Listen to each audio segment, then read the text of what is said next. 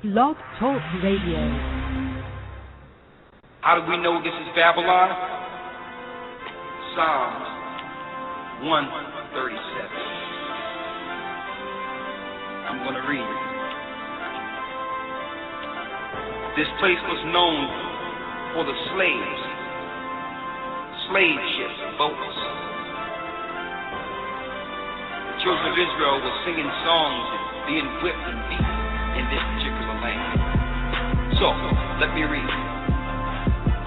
By the rivers of Babylon, there we sat down, yea, we wept, when we remembered Zion. Yeah. We hanged our harps upon the willows in the midst thereof. Willows are willow trees. Where the willow trees grow? Here in America, in the South. They didn't even grow in ancient Babylon. The willow tree's name in the Latin is the Babylonians. We hanged our harps upon the willows in the midst thereof. So when we were whipped and beat, we used to go under the willow trees and cry during slavery. Third verse. For there they that carried us away, captive, required of us a song. So this is talking about by the rivers of Babylon now. They required of us a song. That's where you get your Negro spirituals at. Okay? When the captives were enslaved during the time of slavery, they wasn't singing about Africa. The slaves were singing about Zion. Over the river Jordan, let my people go. These people knew that they were the children of Israel. For there they that carried us away captive required of us a song. And they that wasted us required of us mirth, saying, sing us one of those songs of Zion.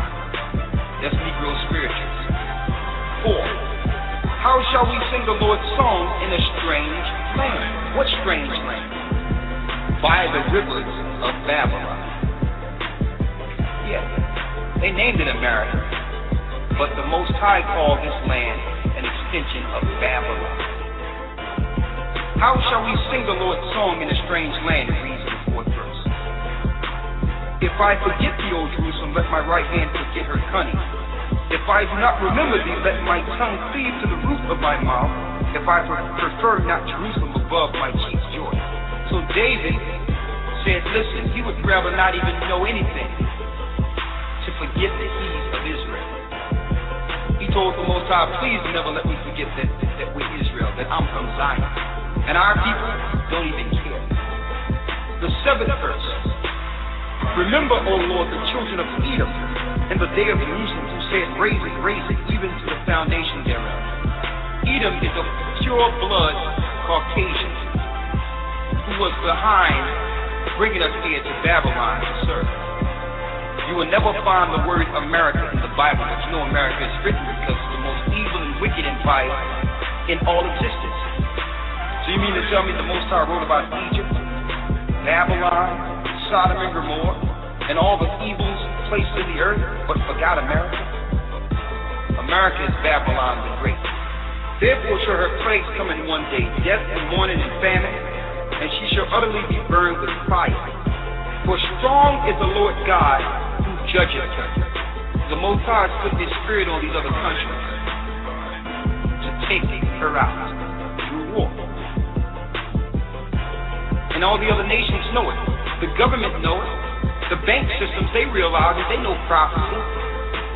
So what they're doing, they're mobilizing to move their money into the other countries over in Europe and Africa and all these other places you see Barack Obama going. He's been to Ghana twice already, knowing that this place is about to go. The 9th verse. And the kings of the earth who have committed fornication and lived deliciously with her shall bewail her and lament her when they shall see the smoke of her burning. So while they're teaching you prosperity, then everything is going to be all right. But you're going to be floated up into a cloud, which is nowhere in the scriptures before Christ come back. While they're teaching you all this madness in these philosophical schools they call churches, the Most High's prophecies are coming to pass. They're coming to pass before our eyes. You can see it, and you know it's going to happen. but Satan have what you would call a spell on the people through religion. So the Most High have awakened his elect in the last days to warn the people. Zechariah, the 2nd chapter in your Bible, the 5th verse. For I saith the Lord, will be unto her a wall of fire round about, and will be the glory in the midst of her. Ho, ho. Come forth and flee from the land of the north, saith the Lord. We didn't say this, the Lord said this. For I have spread you abroad as the four winds of the heaven, saith the Lord.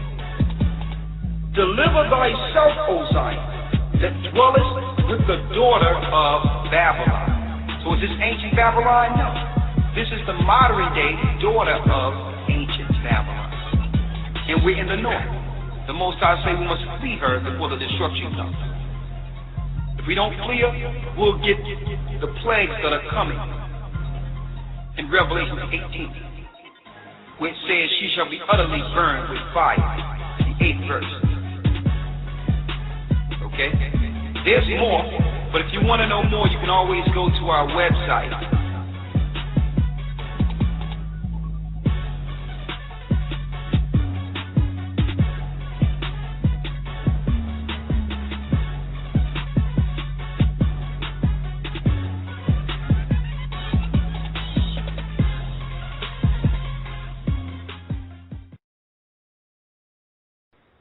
Hashem Yeshaya, all praises to the Most High.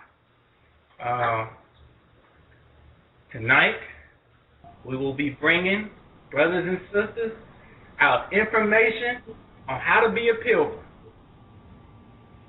We're going to bring out scriptures, and really we're going to talk about it. So, those that's listening in tonight, we expect to hear from you tonight, because I'm sure everyone has substantial amount of questions on how do we leave, where do we go, do we have to leave, or how can I protect my family, or whichever way it might be. Brothers and sisters, we'll bring out as much information as we can tonight, but we really expect to hear from you all. Why? Because the only way we're going to knock out how to become a pilgrim is through communication. We've seen a lot of brothers and sisters become pilgrims. They left America. Well, not a lot of brothers and sisters. No, you have some that stayed, some that came back, some that went to other directions, South Africa, East Africa, West Africa. Some people just move around and able to become a pilgrim amongst the earth. So we're trying to get everyone on that platform, and to do that, we all have to communicate. So tonight, y'all call in. The number is 646-200-4309, and we're going to talk about it, but first we have to go through some scriptures. We don't have any articles tonight because really the fact is, if you're trying to become a pilgrim, we all got to do this together. And it's going to be a later day where we pull out more information on how to become a pilgrim. But let's talk about some things first. We all got routes we want to take and obstacles in the way. So let's talk about the routes and let's talk about the obstacles after we get the scriptures, after we say prayer and the announcements, which leads up to Brother Yaqua with the prayer. Yes, sir. Yes, sir. What's going on, Deacon X? Life is lovely, and what is going on is, one of, I like that song. Yeah, I heard you sing. I heard you singing the little last part when we first got on air. And it's crazy how relevant that song is to, what's going on today. Like, Marvin Gaye really put out a lot of timeless music. Man, a lot of this music is really timeless. Like, It's literally like, man, you speaking on You speaking on some truth, because that music is time. Oh yeah, most definitely, most definitely. All right, shalom, church family. This is Brother JEWEDuP here. We're going to get to the credo and prayer. Shema Yasharala Ahaya Alahaya Nawa Ahaya Akkad. Deuteronomy 6:4. Hear, O Israel, the Most High power is one. And that's the Lord's Prayer. Our Father, which art in heaven, holy be your name. Ahaya, your kingdom come, your will be done, in earth as it is in heaven. Give us bread our day. Forgive us our debts as we forgive our debtors. Lead us not to temptation, but deliver us from evil. For to you the kingdom, the power, and the glory forever. So be it. All right, brothers and sisters, this is Deacon Kai bringing you the announcements for today, Tuesday, July the 24th, 2012.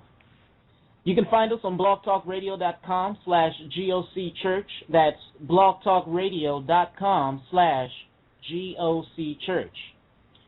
Please remember, from the on-air site, you can listen in through Skype. And as I like to say every week, that's my preferred method because it allows us to save a few more pennies that we can put towards being a pilgrim. On Wednesdays, at 6 p.m. Pacific, 8 p.m. Central, and 9 p.m. Eastern, we have The Truth Revealed with Elder Zerai. On Thursdays, at 6 p.m. Pacific, 8 p.m. Central, and 9 p.m. Eastern, we have the Gathering of Christ Church Experience with Elder Gabar. On Fridays, at 7 p.m. Pacific, 9 p.m. Central, and 10 p.m. Eastern, there's Leaving Babylon with Elder Ramah. On Saturdays, you can rest and catch up on classes from Blog Talk or from Ustream that you might have missed earlier in the week. Or you can join us on Ustream for the Sabbath class with the elders of the Gathering of Christ Church at ustream.tv/user/Gathering of Christ.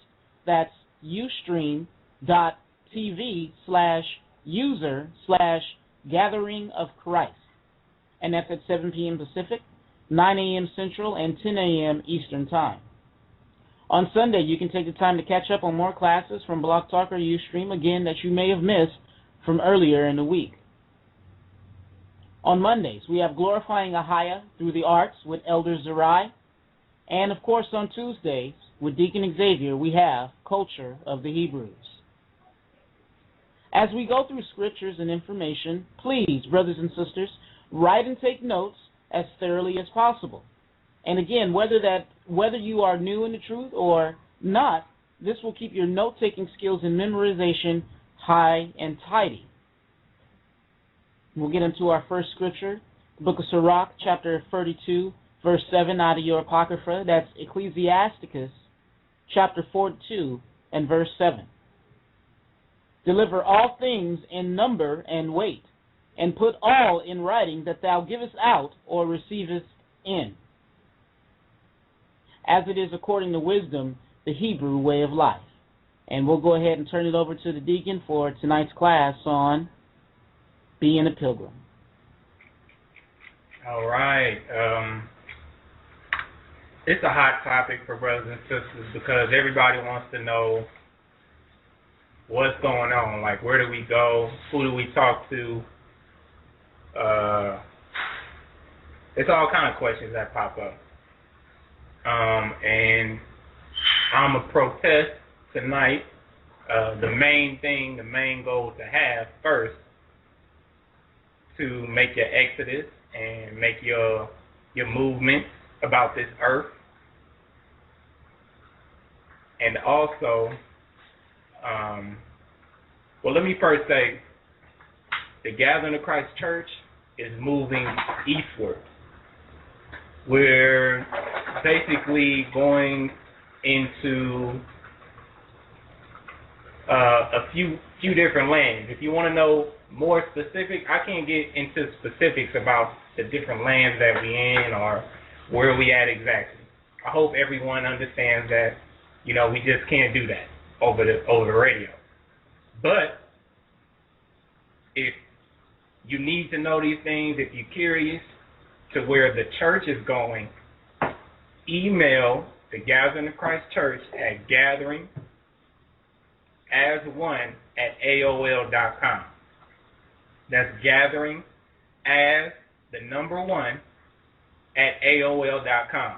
If you want to know specifics about where the church is going. And then you have certain individuals who decided to go elsewhere. Some people decide to go to the Philippines. Some people decide to go to South Africa, wherever they must decide to go, West Africa, Australia, whatever you want to put out there. Some people decided to go other areas.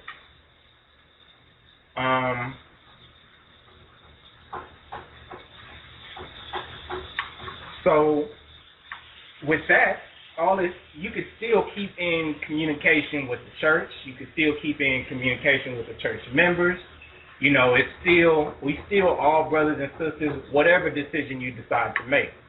And let's remember, America is Babylon. Babylon is falling. The dollar is collapsing. The military is collapsing on you and your family, your friends, which means martial law.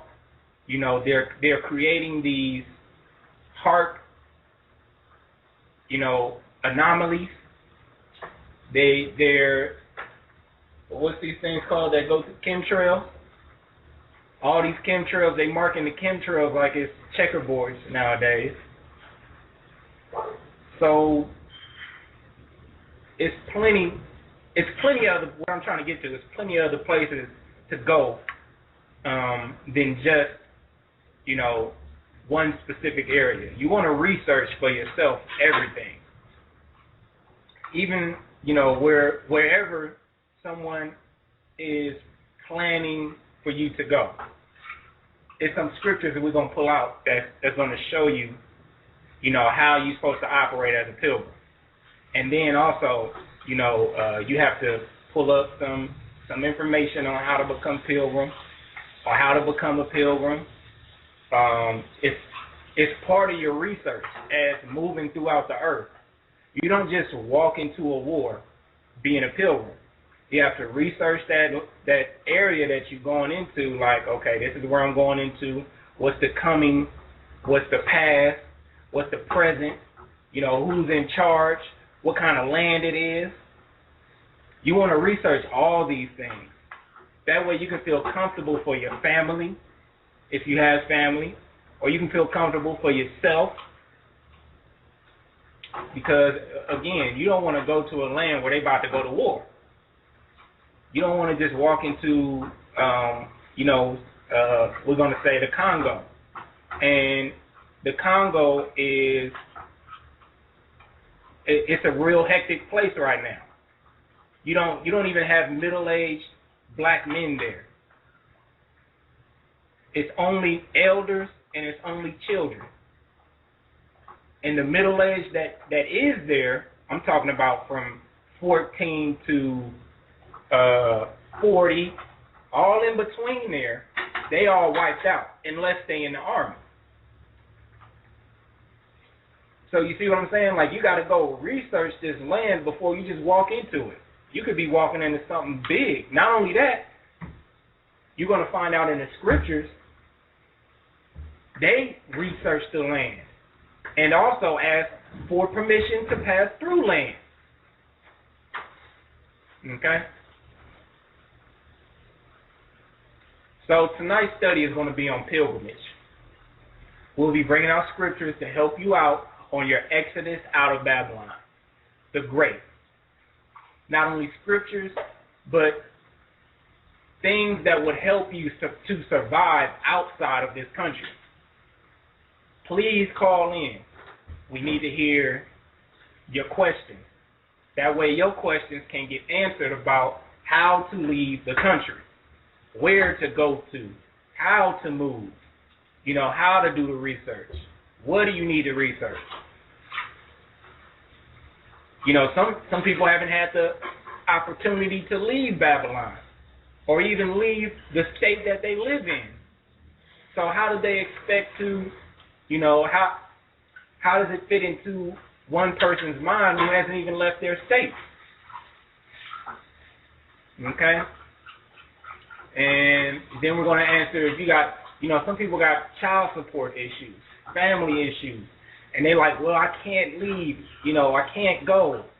And we're here to let you know you're always going to have the opportunity to leave this country, even if the border's shut, even if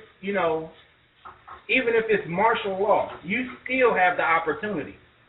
We're going to bring forth this information and show you still have an opportunity as long as you are living.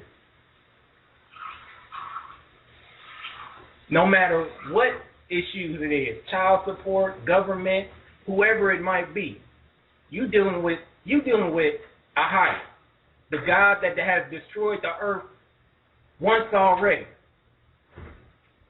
Nothing is too small for him. So don't even think about saying I can't go, when there's going to be plenty of opportunities for you to leave. So we hope tonight will bring forth some strength in your faith, in your walk, and in your exodus. So let's build brothers and sisters' faith tonight. We're going to focus on, first, your faith. Because what's going to deliver you is your faith and your obedience. 100%. How do you expect to go anywhere in the Father and in the name of the Father and in the Son's name, Ahaya Ba'Shem Yeshaya? How do you expect to go anywhere when you don't have faith? When you're not obedient? Don't you know the Most High could whoop your tail in America and out of America? It's gonna it will be an uncomfortable whooping outside of America, because a lot of things go down outside this country. I mean, when we say we live in a lavish life compared to most of these countries, this is we are living lavishly. Some of us, should I say? And then you got other parts of other countries that do have the same comfortability that we have in America. But when you leave America, that comfort zone is just, it changes. A lot of stuff changes. The food, the people, the culture. You watching TV, boy. Okay, let me keep going here. So the first precept we're going to grab out of our Bible is going to be based on faith, because we need to build it. Because we always hear brothers and sisters like, I don't have enough money, or child support issues, or, you name it, family issues, you name it. None of that stuff will, if it's the Most High will, none of that stuff can stop the Most High. For you to get out of this country, none of it can stop the Most High. Nothing is too great for the Most High for him to do, for him to take care of. All right, we're going to get all these. We're going to get all these scriptures. So, brothers and sisters, let's establish faith. Right? First, let's go to Revelation 13 and 12. And we're going to get something that we all going to need in these last days. We're going to get something that we all should possess right now. And not only possess, but you all need to understand. This is going to be, these end days are going to be tough, and this is what we need to have. Let's go to Revelations 13 and 12. Revelations chapter 14, verse 12. Oh, yeah. Here's the patience of the saints. Here are they that keep the commandments of God and the faith of Yeshua. All right, so Here is the patience of the saints. Here are they that keep the commandments, right?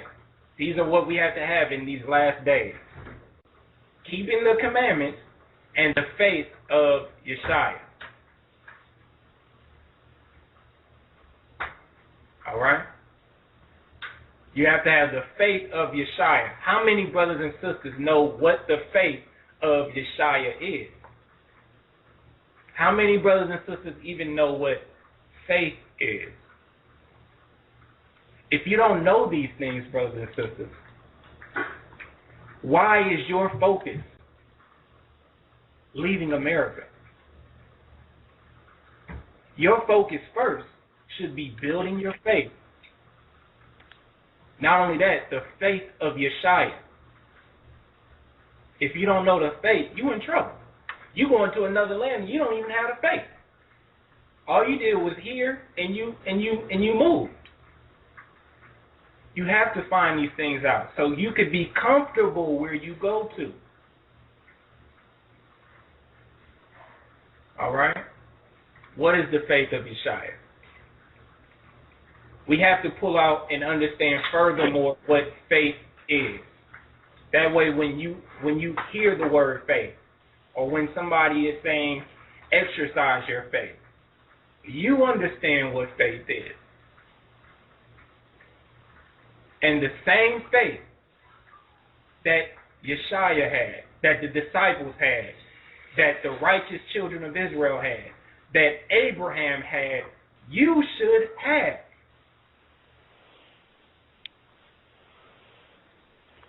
If you don't know by now, Abraham, they call Abraham the father of faith. Why? Because it was to him that he received, when he heard the word, he received the faith.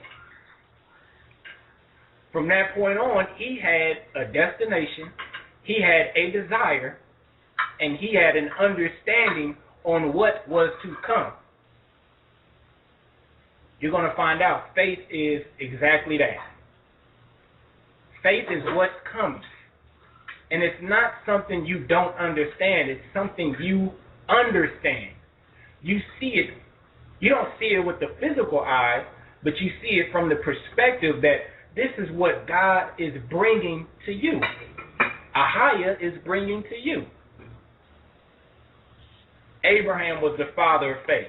Why? We're going to get it. We're going to get it.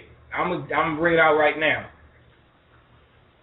The faith that Abraham had was the promises of Ahaya. We're going to get it, and we're going to bring it out. But first, let me point this out. What Abraham had, you have to have also. When Abraham received the promises, he heard the word and he did the word, hoping to receive something that he has not seen, hoping to receive something that was coming to him in the future. Yes, faith is something you understand. Faith is something that is given to you by the word of Ahaya. We're going to get it right now. Go to Hebrews chapter 11, verse 1. Hebrews chapter 11, verse 1. Now faith is the substance of things hoped for, the evidence of things not seen. So faith is the substance of things hoped for. So when you exercise your faith, you exercising something, you trying to find out. You're hoping in something, and your feet and your mind and your body is moving towards that destination. Faith is the substance of things hoped for. So this is a substance. Not only is it a substance, it's a foundation of things hoped for. Faith is your foundation of things hoped for, right? The evidence of things not seen. What's the evidence? The word of God. When the Most High said, this is what's coming to pass, this is what you're going to get, you don't see it, but you believe it. You believe it. That's your evidence. This is what Ahia said he was going to give to me. This is what faith is. Faith is in Yeshua, that he will bring the promises that were made to Abraham. That's what faith is.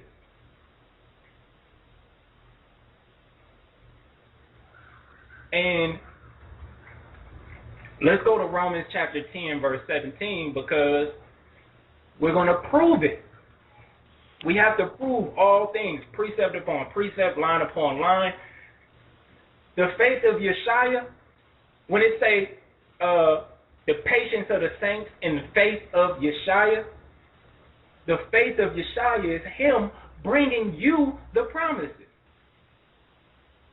And how did you receive this faith? Did you read it?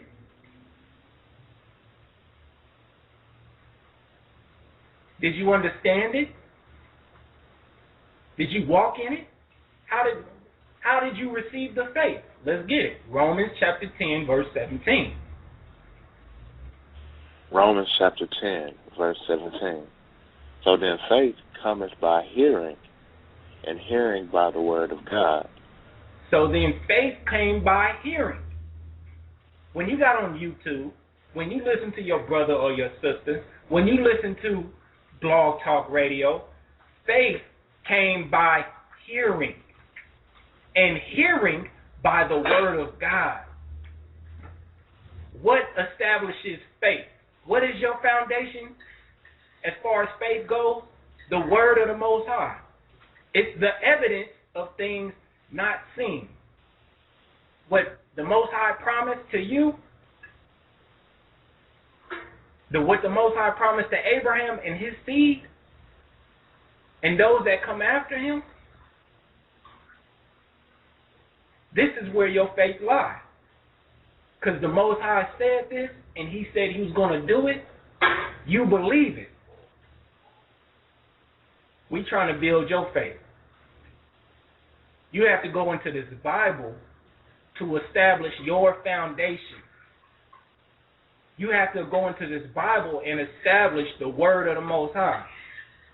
Because if you don't have this faith that Abraham had, that Yeshua had, that the disciples had, if you don't have that faith, how do you expect to make it? How do you expect to make it? If you don't understand the promises, how do you expect to have a strong foundation? That's why most of these brothers and sisters are leaving the scriptures, because they never established their faith. I'm talking about brothers and sisters make it all the way across into another continent and go back into talking about we Egyptians. Why? Because they never had the faith in the first place. And I know you don't want that to happen to yourself. You, I, or anyone else listening in tonight. Or anyone else that would listen in on the recorded session. It's brothers and sisters that even now today study this word for 20 years, never gained an understanding on what faith was. Now they talking about they Egyptian. Whether it be 3 years, 4 years, 5 years, how come you never established your faith?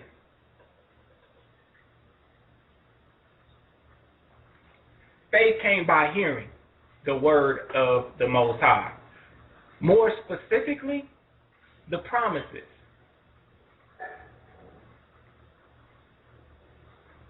Faith has a part in your pilgrimage and is your foundation. And that foundation is we will receive the kingdom through righteousness / obedience. Now catch on, brothers and sisters. Faith is a part of your pilgrimage. You need this to move to the next. When you play connect the dots, you need that pen to connect the dots, right? Same thing. When you're making this exodus, you need that faith to make the exodus, because else you're going to be in big trouble. You're going to be in big trouble when you make your move and your foundation gets shaken because you wasn't established on that rock. Being a pilgrim, is much more than just faith. Because again, faith, we understand what faith is.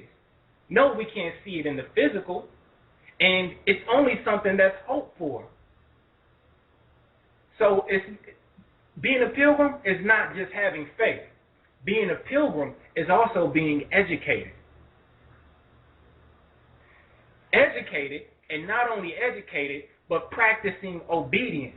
Yes, you need a lot to practice this word, to practice these scriptures, to walk in faith. You need a lot. It's not just okay, baptize me, okay, I'm leaving the country. No. You only took one step into making it into the kingdom. This going to be a lifetime, man. People in the word like, yeah, Christ coming back in 2 years, and that 2 years is up. For example, the rapture or whatever, that rapture didn't happen. Everybody dropped off the word because they didn't get raptured. Everybody dropped off the word because May 21st was last year. May 25th, whatever the date was last year.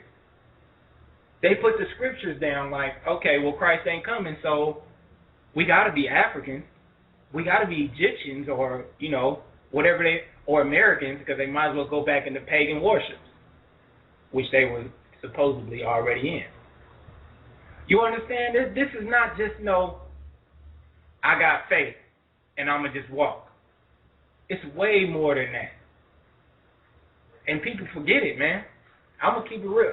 I know. I've been in this for like 5 years, 4 years. I know brothers and sisters forget what the faith even is. Haven't even established the faith. So I'm spilling it to brothers and sisters right now. That way you can have the faith and understand.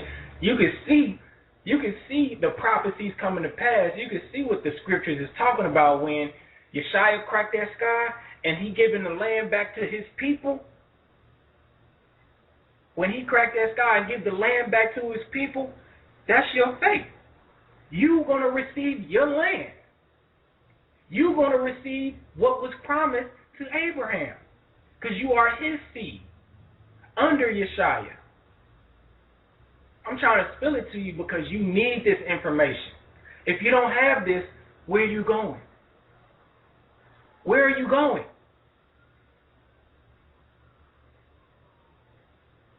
So we're going to be stressing tonight.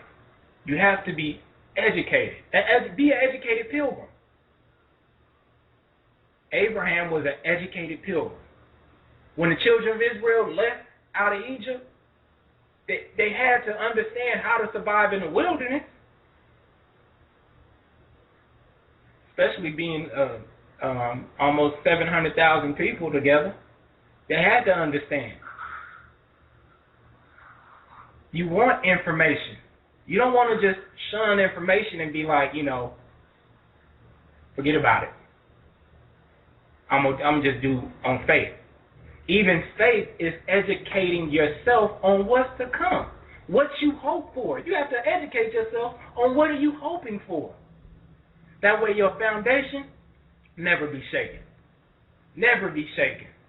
I know I'm just kind of going on, but man, if these things are not established, meaning education and obedience on where you are right now, on where you are at this very moment, if you haven't established these things, and then you're trying to go somewhere else, I heard brothers and sisters like, yeah, man, I can't wait to leave the country, because if I leave the country, then I'm going to stop sinning. Why you can't stop sinning now? Why if you practicing adultery here, what makes you think when you get to wherever you're going, you're going to stop practicing adultery? be an adultery or adulteress, whichever way.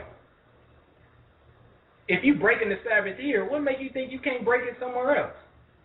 Not only that, the no sin goes unpunished. You could break it here, and the Most High whoop your behind wherever you go.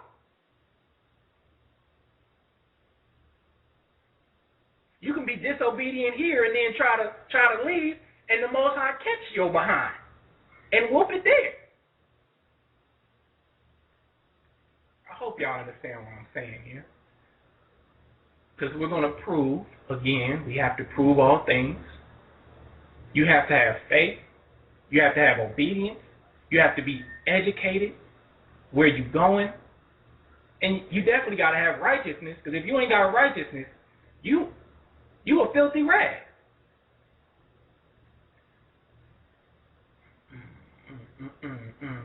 Let's see here. Let's go to Hebrews chapter 11 and verse 6. And, if you're not practicing righteousness, you need to acknowledge, like, okay, if I don't practice righteousness, and I'm trying to do something, I'm trying to make something happen, the Most High is not playing with that. Things get built and things get tore down by the Most High, by a higher. You could build whatever you want to build, and he could tear it down because you're not practicing righteousness. We've seen it happen constantly. We've all seen it happen. Look, we look into our homes. We've tried to build many things, and a lot of them have been broken down because of our righteousness. So let's get Hebrews 11, chapter 11, verse 6. Hebrews chapter 11, verse 6. Without faith it is impossible to please him. For he that cometh to God must believe that he is, and that he is a rewarder of them that diligently seek him. Okay, so let's clear this up again. Without faith, it is impossible to please him. Brothers and sisters, are you going through these scriptures to establish your faith? And we read earlier, faith is the substance of things hoped for. Substance. When you look at this word substance in the concordance, let me get the concordance real quick. This will be important for all of us really. Hebrews chapter 11. I'm going to look at this verse 1. Substance. This is what it says. Substance says a setting under. Foundation. Concretely. Foundation. Essence. Or abstractly. Assurance. Right? You've been assured with the most. This is the substance. You've been assured. This substance of things hoped for. So whatever you're hoping for, you've been assured. Confidence, confident person, substance. A setting under. That's key right there. Because you need something to walk on. We walk by faith and not by sight. I hope brothers and sisters have that substance. And not only have that substance, but have that hoped for. You got to educate yourself on faith. If you don't have faith, if you don't understand what faith is, if you don't know what's the faith to come, if you don't understand the patience of the saints, which is the faith of Yeshua, but without faith, it is impossible to please him. For he that cometh to the Most High must believe that he is. Yeah, you believe. Yeah, you understand. Yes, you see the God of Abraham, Isaac, and Jacob in the Bible. You believe that he is. But you got to have that faith. Faith and belief is two different things. Because Abraham believed and obeyed. We're going to get that too. Abraham believed God. He believed in God and obeyed. So, yeah, you believe that he is, but without faith, it's impossible. It's impossible to please him. Then it goes on to say, and that he is a rewarder to him, to them that diligently seek him.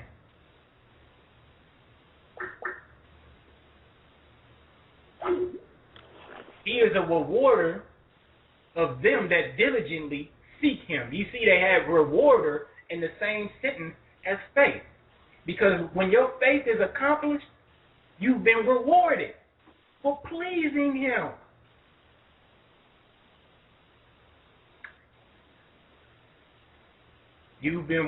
Abraham about to get rewarded. Abraham was counted as a friend of God, a friend of Ahia. He's about to get rewarded. Now, we have to establish your foundation, your substance, and the things that you hope for. We have to establish that. We have to establish the evidence that you need that you can't see. You need the evidence. Here go the evidence right here, that Holy Bible. Not only the Holy Bible, but everything that's written in it. That's already came to pass, and that's present today. And when it's telling you the things that's coming to pass, the things that are about to come to pass, is what you hoped for. What's about to come to pass? Is Shia going to crack that sky and give you what's promised to your forefathers. And you're going to receive the promises. But let's help you establish your faith. The only way we can do that is first going to the man who had the faith that we should have, who has the faith that we should have. Let's go to verse 8, please. Hebrews chapter 11, verse 8. By faith, Abraham, when he was called to go out into a place which he should after receive for an inheritance, obeyed. Okay. And he went out. Oh, my fault. Go ahead. Not knowing whither he went. By faith, Abraham, when he was called, so first of all, Abraham was called just like you was called. You called out of the land of Babylon. And Brother Michael from Texas will get to you right after this scripture. By faith, Abraham, when he was called to go out into a place which he should after receive inheritance, this is what's going on, brothers and sisters. Same thing with Abraham. You have to have the same faith that Abraham had. See, Abraham was called, and it was by faith that he obeyed, not knowing whether he went to. Not knowing, right? And we're gonna further establish on that, not knowing. It's gonna establish it on its own. But I want to pull this out. By faith, Abraham, when he was called to go out into a place which he should after receive for an inheritance. Check out how this is connected, how faith and obedience is connected. When Abraham heard that he was to be called out and receive inheritance, he obeyed. Same thing, brothers and sisters. You got these scriptures, and when it said, flee from the land of the north, Babylon the great is fallen, come out of her, my people, when he said that, you obey. Not only just those words, but everything else. Everything else. Read verse 9. Verse 9. By faith he sojourned in the land of promise, as in a strange country, dwelling in tabernacles with Isaac and Jacob, the heirs with him of the same promise. Okay, so By faith he sojourned in the land of promise. Right? So he ended in the land of promise, not knowing whither he went. He went to the land, or sojourned in the land of promise, as in a strange country, dwelling in tabernacles with Isaac and Jacob, the heirs with him of the same promise. See how it's going to go to the seed from Abraham? But it was by faith he sojourned. Again, what was the faith? It's about to show you right now, verse 10. Hebrews chapter 11, verse 10. For he looked for a city which hath foundations, whose builder and maker is God. Do y'all see that? The faith, he was looking for a city which had the foundation, whose builder and maker was a higher. Is that what's in your faith, brothers and sisters? Are you looking for these things? The same thing that Abraham was looking for? The same promises that Abraham would receive? Are you looking for these things?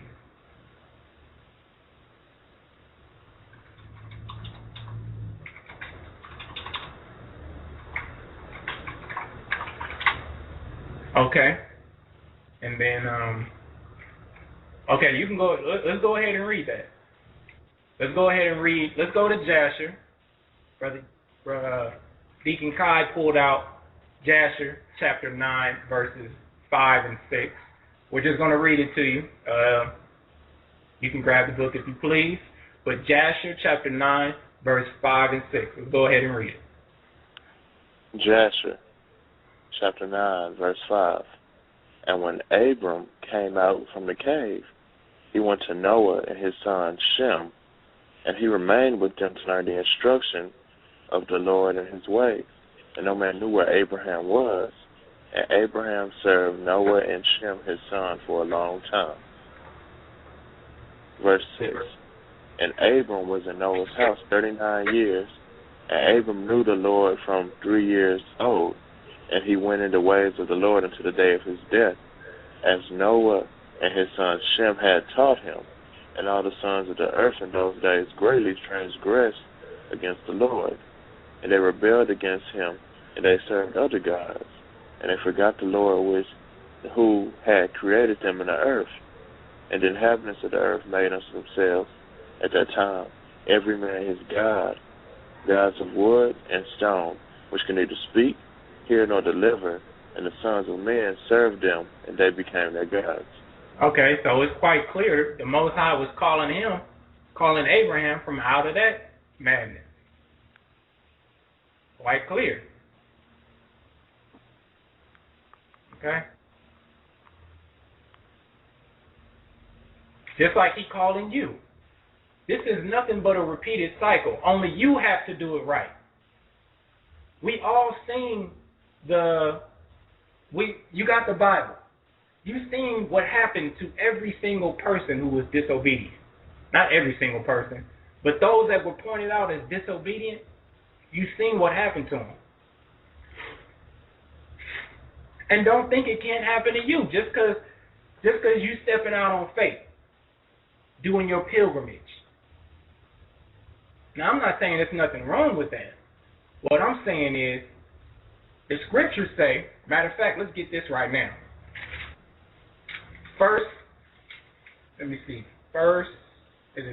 Peter? Hold on a second. Go to 2 Peter, chapter 1, and verse 5. This is what the scriptures say. I'm not saying there's nothing wrong with, stepping out on just faith. What I'm saying is, this is what you need to add to your faith. Can you read that for me, brother? Yes, sir. 2 Peter chapter 1, verse 5. And besides this, in God diligence, add to your faith virtue, and to your virtue knowledge. Okay. So, add to your faith virtue. Add to your virtue knowledge. This is what I'm saying, brothers and sisters. Add to what you have already. If you don't have these things, add to it. What else you have to add to it? Keep going. Verse 6, and to knowledge temperance, and to temperance patience, and to patience godliness. Come on now. Look at this. Come on now, y'all brothers and sisters. Do you have this? Let's get it. Keep going. Verse 7, and to godliness brotherly kindness, and to brotherly kindness charity. Verse 8, for if these things be in you and abound, they make you that ye shall neither be barren nor unfruitful in the knowledge of our Lord Yeshua Christ. So you wouldn't be unfruitful in the knowledge of Yeshua Christ. You wouldn't be barren. You'll be out there sowing the word of God. You'll be out there sowing the word, Yeshua. And whomever hear you, you won't be barren. You're going to be fruitful because you added all of these things to your list of faith. You've established that foundation. Once you establish that foundation, I mean, man, you are an unstoppable force along with the other brothers and sisters that's practicing with you. Read the next verse.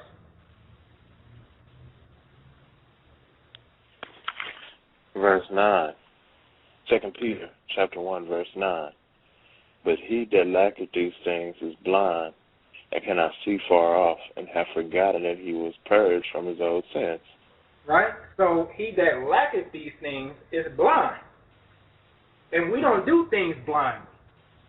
We do things with common sense, educated guess.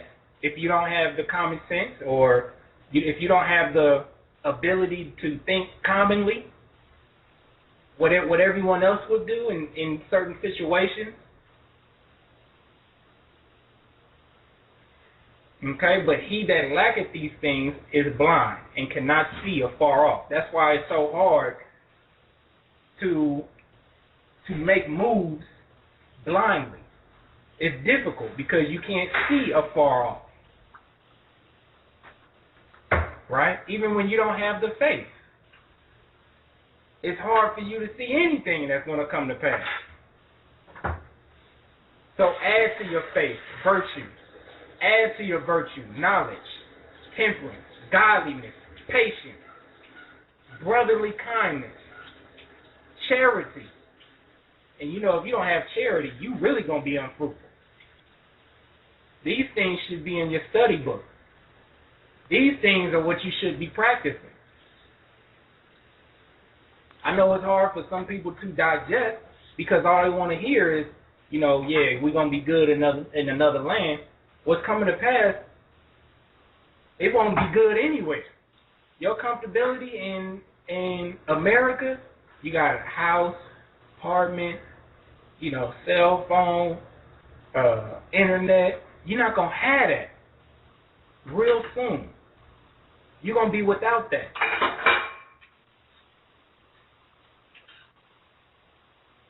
So don't be blind in your movements.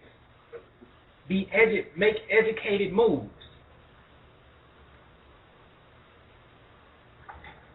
Okay.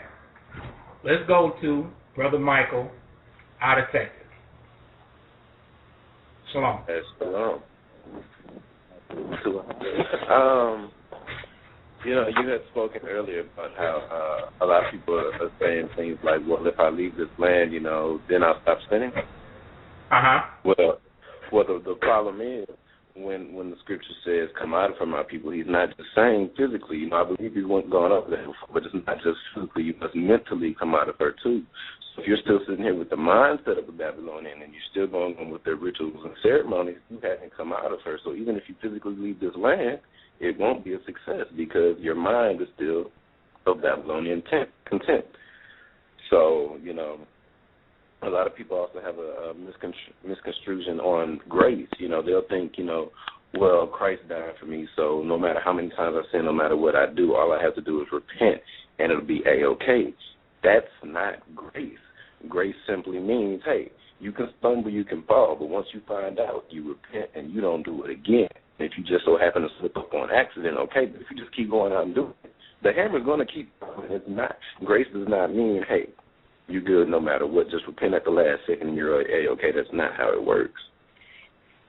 So, you know, you got people with that mindset still, too, and so it's harder for them to separate themselves from these things because they still have a misconception on what grace truly is. So, you know, to come out of her, even if your mind is still trapped, you know, go ahead and start separating yourself from things that you are accustomed to. Like right now, like you said, you know, you have all these comforts here. You have a house, you have an apartment, you have a cell phone, you have any and everything you can think of that you don't need. So, you know, start separating yourself from these things. Start going without, and all that time, you know, you're going to be afflicting yourself. So when you start to feel like you're suffering, all that time you wasted doing all those other things that you were doing, pick up your Bible, pick up some study materials, start researching, start learning, do anything that pertains to your pilgrimage or anything that pertains to coming closer to the Most High. That's how you progress, and that's how you come out of her mentally so you can prepare for your pilgrimage. Otherwise, like I said, it won't be a success. Exactly. And that's what we pulling out, brother. That's exactly what we pulling out. You know, I mean, some people, you know, through the Most High will, some people even did that and still didn't make it. You know, still didn't make that full commitment. You know, they righteous, they practicing the laws, they doing it. For whatever they must do, got the faith, and still wasn't profitable leaving Babylon. Why? It wasn't the time to go. Exactly. You have to build all these things. You have to build the understanding. You have to see the time. You got to listen to the Most High. You got to pray. You got to fast. You got to do all these things. Because, I mean, I've seen so many different situations. Yo, it's like, I already know. If you don't leave educated on where you're going, what kind of water, even down to the type of water you're going to be drinking. If you don't see those things, you on a bad railroad. Exactly. Yeah, you haven't done anything but set yourself up for the same situation in a different land. Exactly. Thank you, Brother Mike. Really appreciate it. No problem. That's all I have for you today. I'll call praises to a higher. All praises to a higher. If you got anything else, just bring it forth. All right. Sure.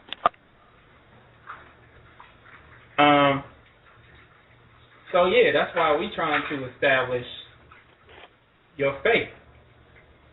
We're trying to establish, well, that's why we're going through faith right now.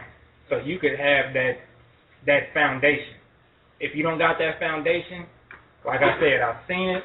Brothers got out of the country and was saying, all right, I'm Egyptian. I've seen it myself. You know, other brothers, we've seen it. The church seen it. You know, it's crazy stuff that go on. I mean, all kind of spirits. If you leave this country and you still got like he said, a Babylonian mind state, them spirits that's dwelling in you, that's still with you, and you still doing Babylonian unrighteousness, when you still doing that stuff, it turns into a whole set of new rules over there. It turns into a whole set of new rules. And I'm saying this to say, you better practice righteousness like Abraham did, like Isaac did, like Jacob did. And when the children of Israel was leaving Egypt, before they did all the crazy stuff, they was into it. Almost had everything. And then the Most High, like, y'all can't have the land. Y'all too buck wild. You can't even make it into the land because you too buck wild. You don't even listen to what I say do. You serving other guys. You dealing with this. You dealing with that. Okay, all y'all gonna die off, and then your sons and your daughters are gonna get it. Man, listen, I just want to serve the Most High. I just want to be righteous. I want everyone around to be righteous, to live in righteousness. That way, wherever we go, however we decide to make it, we will make it. Like, that's the guarantee, because it's our righteousness that's going to get us in there. You leaving Babylon, that's half the step, man. Half of it. Half the deal.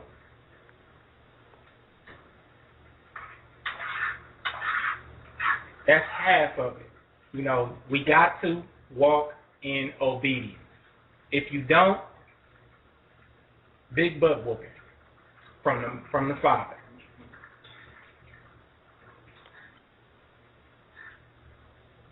Let's go to Genesis chapter 12, verse 1. Because everything that happened to Abraham is happening to you. Everything that happened to the children of Israel is happening to you. Everything that happened to Christ is happening to you. The disciples, you know, the prophets. If you practice in righteousness, these things are happening to you. Not only these things, but the things to come will happen to you. So you have to read Abraham, what they call the father of faith. So let's see what happened and how he received the faith. We're going to see the beginning of his faith. Genesis chapter 12 and verse 1. Genesis chapter 12, verse 1. Now the Lord hath said unto Abram, Get thee out of thy country, and from thy kindred, and from thy father's house, unto a land that I will shew thee. Verse 2. And I will make of thee a great nation, and I will bless thee, and make thy name great, and thou shalt be a blessing. So, here we go right here. Abraham heard the word. He heard what he would receive. Not only that, he received promises. I will make you a great nation. I will bless thee. I will make thy name great, which his name is great, is known all throughout the earth. And I will make, and you shall even be a blessing to others. And what did Abraham do in verse 4? Genesis chapter 12, verse 4. So Abraham departed, as the Lord had spoken unto him. Okay, so Abraham departed as the Lord had spoken unto him. Whatever the Most High said, that's what he was going to do. That's what he was going to do. And remember, even before this, if you read the book of Jasher, like we read in Jasher chapter 9, Abraham was already practicing the things that the Most High was speaking. He was already practicing it because it was in his spirit, because the Most High loved him. Okay, go ahead. Verse 4. So Abraham departed, as the Lord had spoken unto him, and Lot went with him. And Abraham was 75 years old when he departed out of Haran. So Lot went with him. So he spread the good news. He said, Lot, we about to go ahead and roll out. And Lot went with him. Y'all see that? Like, all over again. Happening with you, happening with I, happening with Yaquab, happening with Deacon Kai. It's happening the same way. He spread the news. His cousin went with him. Go ahead. Verse 5. And Abraham took Sarai his wife, and Lot his brother's son, and all their substance that they had gathered, and the souls that they had gotten in Haran, and they went forth unto the land of Canaan, and to the land of Canaan they came. Verse 7. And the Lord appeared unto Abraham and said, Unto thy seed will I give this land. And there builded he an altar unto the Lord who appeared unto him. All right, so you even see Abraham and Sarah getting prepared, and Lot, his brother, because they did what? They gathered all their substances that they had gathered. Not only that, they even took other souls with them to go forth into the land of Canaan. Where was the land of Canaan? The promised land. And into the land of Canaan they came. Right? He was looking for that foundation. He was looking for that that city that was built by the Most High. And when the Lord spoke to him and said, "This is what I'm going to give to you," that's what he gave. So let me get one more scripture here in Genesis 26 in verse 5. Genesis chapter 26, verse 5. Because that Abraham obeyed my voice and kept my charge, my commandments, my statutes, and my laws. Abraham had the same commandments that we have. Abraham had the same statutes, the same laws, the same charges against us. He had it against him. And Abraham obeyed. This is what we pulling out, brothers and sisters. Abraham obeyed. You have to obey too. You have to obey too. In order to receive these promises, like Abraham will receive these promises, you have to be obedient. It's not just I'm baptized, I'm out of here. You know, it's a lot more. It's your walk. It's your talk. Are you taking care of the poor? Are you taking care of those that are in need? Are you being a light to everyone? Are you educating brothers and sisters on what's going on? Are you sowing seed, which we know the seed is the word and not money? Are you doing these things so that your righteousness can be accomplished and you can do exactly and get exactly what Abraham was promised?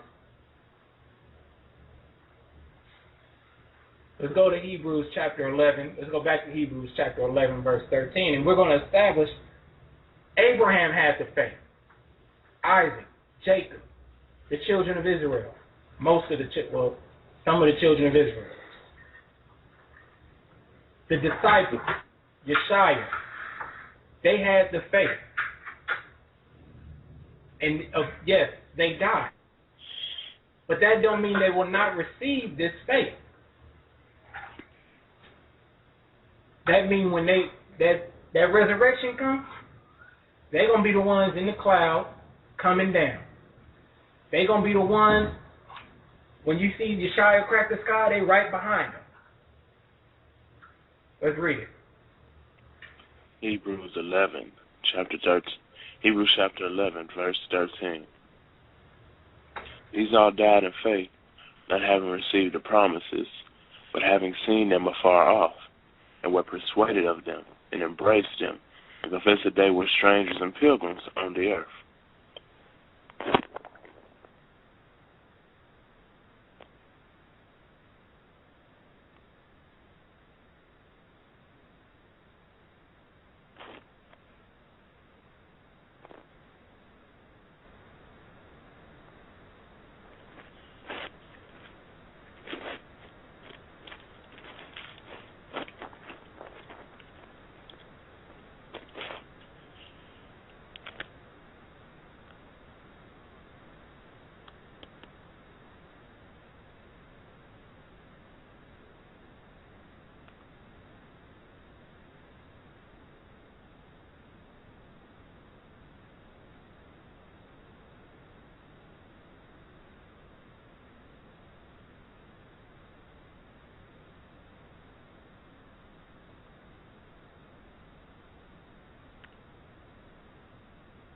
Deacon X, are you there? Man, I've been talking the whole time, and I've been on mute. Ain't that something? So. Oh, wow. I'm sitting here talking and just talking away. Okay, let's read it one more time. That way I can say whatever the Holy Spirit got me to say. Okay. Hebrews chapter 11, verse 13. All these died in faith, not having received a promise, but having seen them afar off, and were persuaded of them, and embraced them, confessed that they were strangers and pilgrims on the earth. Right? So they confessed that they were strangers and pilgrims on the earth. Oh, I was saying that they had seen the promises afar off. They had seen their faith afar off, not with physical eyes. Not with physical eyes, but they've seen it by the word of the Most High. What the word promised, what the Most High promised, they knew it was coming. And they were persuaded. You have to be persuaded of what the Most High is speaking of. When you hear the word, you have faith in the word. When you do it, you are persuaded of it. Not only that, you embrace what's promised to you. You embrace the word. And you confess, okay, we strangers on this earth. We pilgrims amongst this earth. What the Most High got coming, can't no man put together. Except for Yeshua, the Christ. That's why our faith is in him. Because he's going to bring what's promised to the seed of Abraham.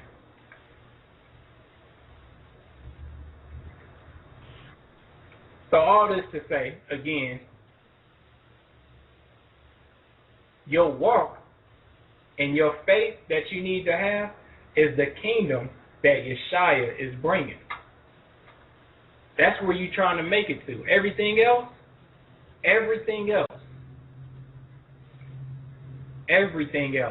you got to have your faith on point. Next comes obedience. Next comes, that's when you start the movement. You know, you get the education, you inform yourself, you inform others.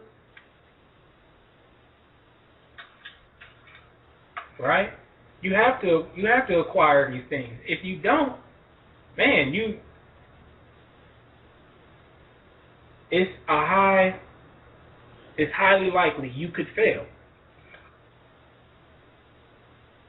Right? That's like me going and just send me to the middle of Africa. I'm going to have a lot of trouble because I don't know how to survive. I don't know how to kill a lion or kill a wild animal. I'm not going to say lion because that's unclean. So I'm going to just say a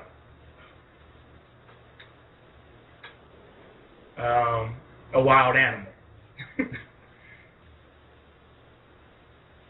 I don't know how to do those things. So my faith would be exercised to where, okay, you drop me in the middle of Africa, I'm still searching for the kingdom to come. I'm still searching for Yeshua. I'm still seeking the kingdom. Right? And through that, not only through that, but through obedience, through understanding, through wisdom and knowledge, comes deliverance. But if you drop me in the middle of Africa and I'm not practicing the laws of the Most High, well, what you think I'm set up for? Failure. Failure.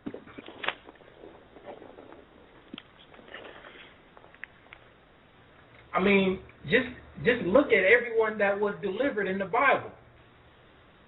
Was there any unrighteous people that were delivered practicing unrighteousness?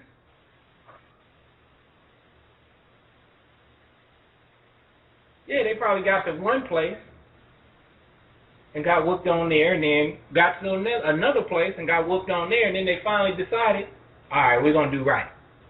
The perfect example is with Jeremiah. Jeremiah was with some brothers and sisters. I don't want to read the whole story because, again, I want to hear from y'all. Call in and express y'all, what questions on being a pilgrim amongst the earth. We're going to talk about it. But, again, with Jeremiah, you had brothers and sisters trying to leave Babylon. Ancient Babylon, that is. You had brothers and sisters trying to leave ancient Babylon. And they was practicing unrighteousness. They was talking about a queen of heaven and all that other stuff. Doing lighting incense and all that. How do you expect to make it? The scriptures say the devils believe. So yeah, you can believe in the Most High, but if you going to practice what he say do, let's go to Ezekiel chapter 14 and verse 12, and the Most High going to tell you how you going to get delivered. I don't have to talk too much. I just want to provide the faith for y'all, to provide the substance or that foundation for y'all. That way we can openly communicate about this to where you will be delivered. Practicing righteousness. Ezekiel chapter 14, verse 12. Ezekiel chapter 14, verse 12. The word of the Lord came against me, saying, Son of man, when the lad sinned against me by trespassing grievously, then will I stretch out my hand upon it, and I will break the staff of the bread thereof, and I will send famine upon it, and will cut off man and beast from it. Okay, here we go. This is what the Most High said. When the land sinneth against me, we're going to say this is Babylon today. When America sinneth against me by trespassing grievously, he said he's going to stretch his arm out upon it. He's going to break off the bread, which is famine, and he's going to cut off man and beast from it. We know that's coming to America. So now we ask the Most High, Ahaya Ba'Shem Yeshaya, how do I get delivered from this? Read verse 14. Ezekiel chapter 14, verse 14. Through these three men, Noah, Daniel, and Job, were in it. They should deliver but their own selves by their righteousness, saith the Lord God. How are they going to deliver their souls? By their righteousness. And who said that? Said the Lord God. Do y'all hear what I'm saying? That I'm trying to provide? Woo! Excuse me. Do y'all hear what I'm trying to provide for y'all? Read this verse one more time. Verse 14. Through these three men, Noah, Daniel, and Job, were in it. They should deliver but their own selves by their righteousness, said the Lord God. It ain't your money that's going to deliver you. It's not the government that's going to deliver you. It's not your brother, your mother, your sister that's going to deliver you. It's your righteousness. When the Most High put his hand on this, and he already put his hand on it, he just ain't laid the smack down yet. But his hand is there. When he put his hand on it, it's going to be your righteousness that's going to deliver you. Just like Noah, Daniel, and Job. What did Noah go through? He went through the whole destruction of the earth. What did Daniel go through? He was in there with the lions in the den with the lions, caged up with some lions, and way more than that to add. What did Job go through? He was suffering directly from Satan himself trying to destroy Job. They was in it. You see that? He say they was in it. You are in it, brothers and sisters. The only thing that's going to deliver you is your righteousness. Let's keep going. Ezekiel chapter 15. chapter 14, verse 15. Salakia. If I cause noisome beasts to pass through the land, and they spoil it, so that it be desolate, and no man may pass through because of the beast. Verse 16. Though these 3 men were in it, as I live, saith the Lord God, they shall deliver neither sons nor daughters. They shall only be delivered, but the land shall be desolate. And he even got more specific. Okay, so now you're getting more specific. If I put some beasts in the land, if they go through it and they leave no man on this land, but as Noah and Daniel and Job was in it, these 3 men, though these 3 men were in it, they shall be delivered. And he went more specifically, like, not their sons nor their daughters, they only shall be delivered, but the land shall be desolate. So that means something.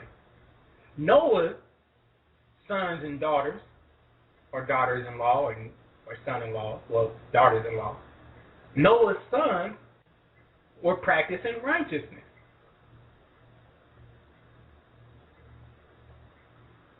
They got delivered. Did Job's sons and daughters get delivered? Nope. They got destroyed. You see that? But the land gonna be desolate no matter what. Read the next verse.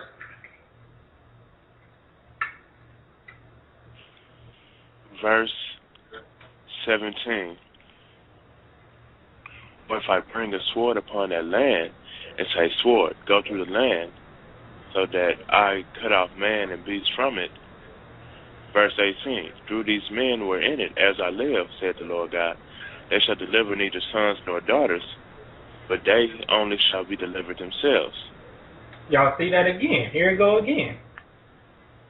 If I send the sword, and it go through the land, and I cut off man and beast from it, though these 3 men was in it, as I live, saith the Lord God, saith Ahiah, they shall deliver neither son nor daughters, but they only shall be delivered themselves. I know brothers and sisters like, I'm trying to get my brother in it, I'm trying to get my sister in it, I'm trying to get cousin, father, mother. You better practice righteousness. Because you and them ain't going to make it.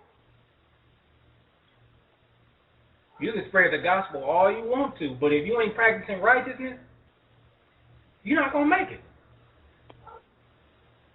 You won't be delivered. Go ahead. Verse 19. Or if I send a pestilence into that land, and pour out my fury upon it in blood, to cut off from it man and beast. Verse 20. Though Noah, Daniel, and Job were in it, as I live, saith the Lord God, they shall deliver neither son nor daughter. They shall but deliver their own souls by their righteousness. How are they going to deliver their souls? By their righteousness. It's by your righteousness that you will be delivered. Okay, you got child support on you. It's by your righteousness that you will be delivered. If you're not practicing righteousness, how do you expect to get off them shackles of child support? Okay, you don't have no money. It's not by your money that you will be delivered. It's by your righteousness. So this will give you a good opportunity to establish what you should establish before everything else. Yes, Babylon is fallen. Come out of her, my people. Yes, we get it. We trying to practice that. And at the same time as we practicing coming out of her, my people, you have to practice your righteousness. If you don't, how do you expect to be delivered? Though Noah, Daniel, and Job were in it, as I live, saith the Lord of Highest. They shall deliver neither son nor daughter. They shall but deliver their own souls by their righteousness.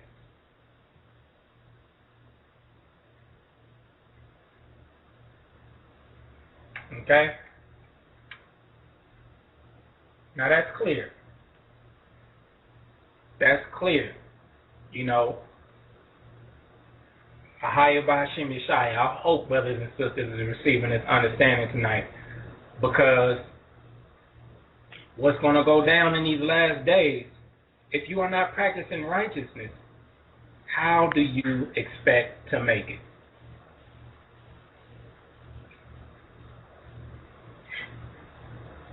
We can come up with all the excuses in the world.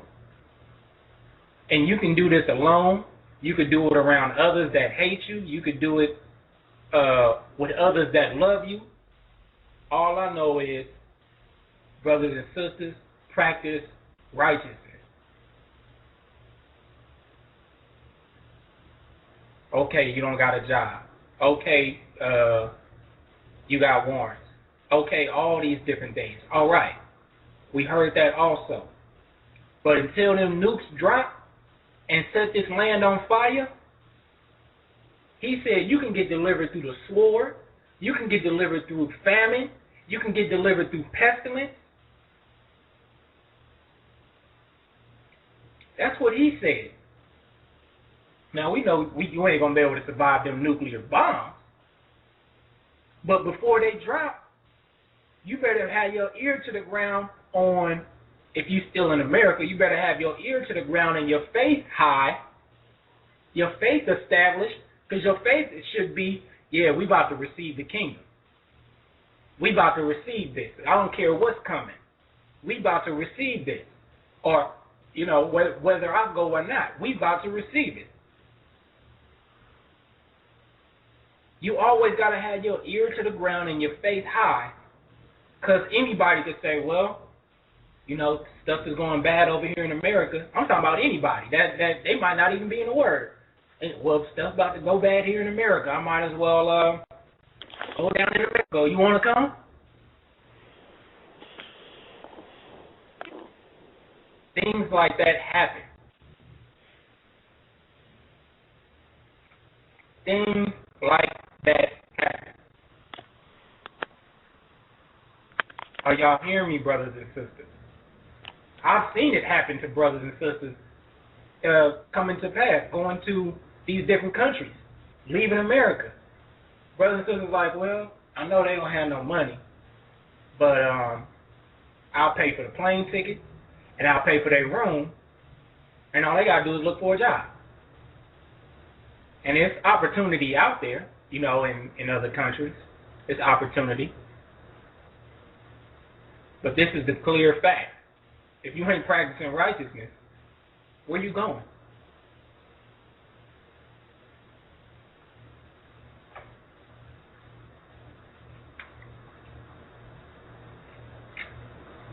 Where are you going if you're not practicing righteousness? Now let's get back on to, let's read Revelations 18:4.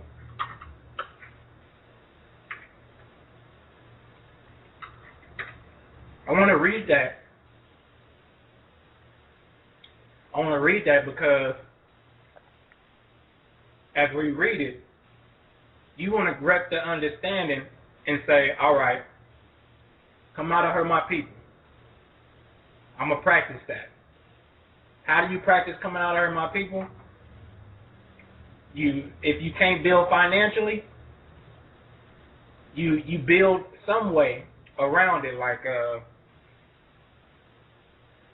some people say they have in their hearts or in their mind that they would never get enough money to leave Babylon. Or they even come to the conclusion like, well, I can't leave Babylon. You know, can't is a very bad word to use. And like we've stated, like you've seen in the scriptures, the Most High destroyed the earth once already.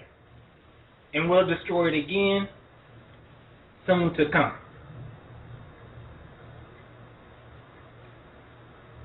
So don't say this can't happen. Because with the Most High, nothing is impossible. So let's read Revelations 18:4 and remember, you want to practice this, and not only this, establish your faith, establish obedience, and educate yourself on where you're going to go. Go ahead and read it. Revelation chapter 18, verse 4. And I heard another voice from heaven saying, Come out of her, my people, that ye be not partakers of her sins, and that ye receive not her plagues. Okay, you don't want to partake in her sins, so you get out. You don't want to partake in her plagues, so you get out. But until you go, you're gonna partake in her plagues and probably her sins. Once they reach the higher heaven. And once this place is about to get thrown down, you could be partaker of the sins, but until then, if you in them plagues, the Most High said you could get delivered. We in the plagues right now. It's a famine right now. Brothers and sisters is eating cloned meat, cloned chickens, cloned fruits and vegetables. Everything's cloned because they don't have enough for everybody to serve everybody. Now after that, everything is pretty much corn with this GMO stuff.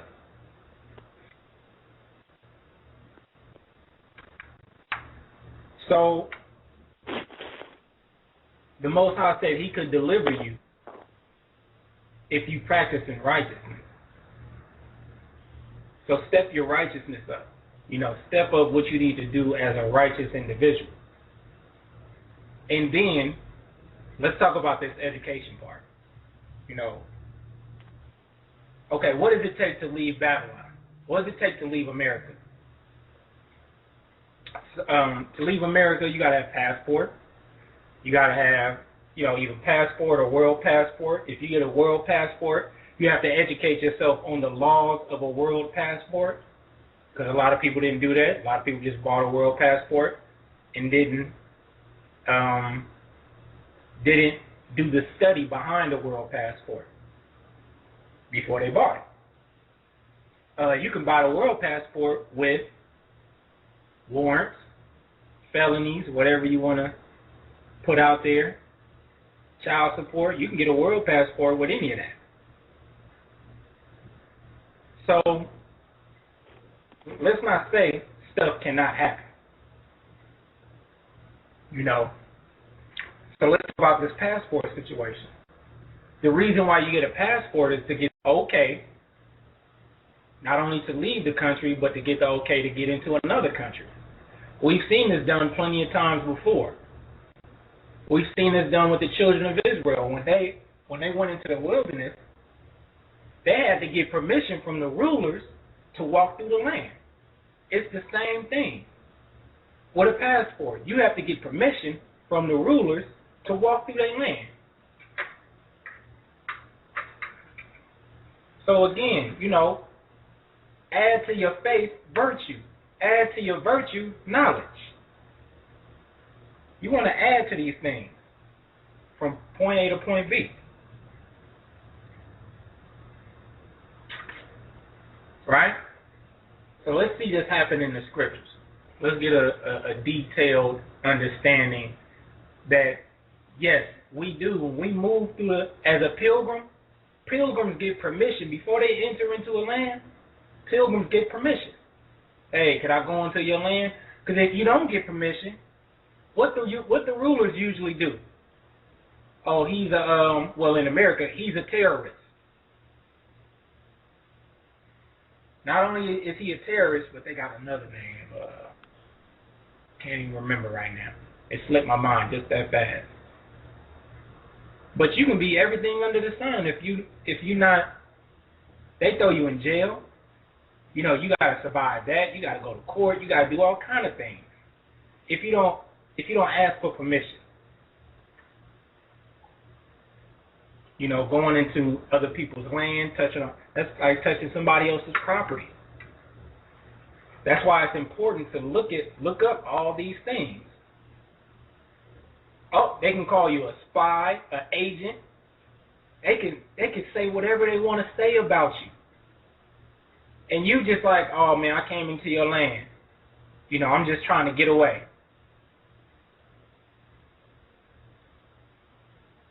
Refugee. They can call you anything, man. So you have to ask permission. That's part of the walk. That's part of being a pilgrim. Not only if you're a pilgrim, well, first let's read this real quick. Numbers chapter 20, verse 14. And these scriptures here is going to show you that, you know, this is what we practice. We go to the rulers and we say, all right, can we walk through your land so we can get to this other destination? To where we trying to get to? Again, being a pilgrim, you got to do these things. You know, even if you got to watch movies on being a pilgrim, watch them so you can educate yourself. You can never stop being educated. Go ahead. Numbers chapter 20, verse 14. And Moses sent messengers from Kadesh unto the king of Edom. Thus saith thy brother Israel, thou knowest all the travail that have befallen us. Verse 15. How our fathers went down into Egypt, and we have dwelt in Egypt a long time, and the Egyptians vexed us and our fathers. Verse 16. And when we cried unto the Lord, he heard our voice, and sent an angel, and hath brought us forth out of Egypt.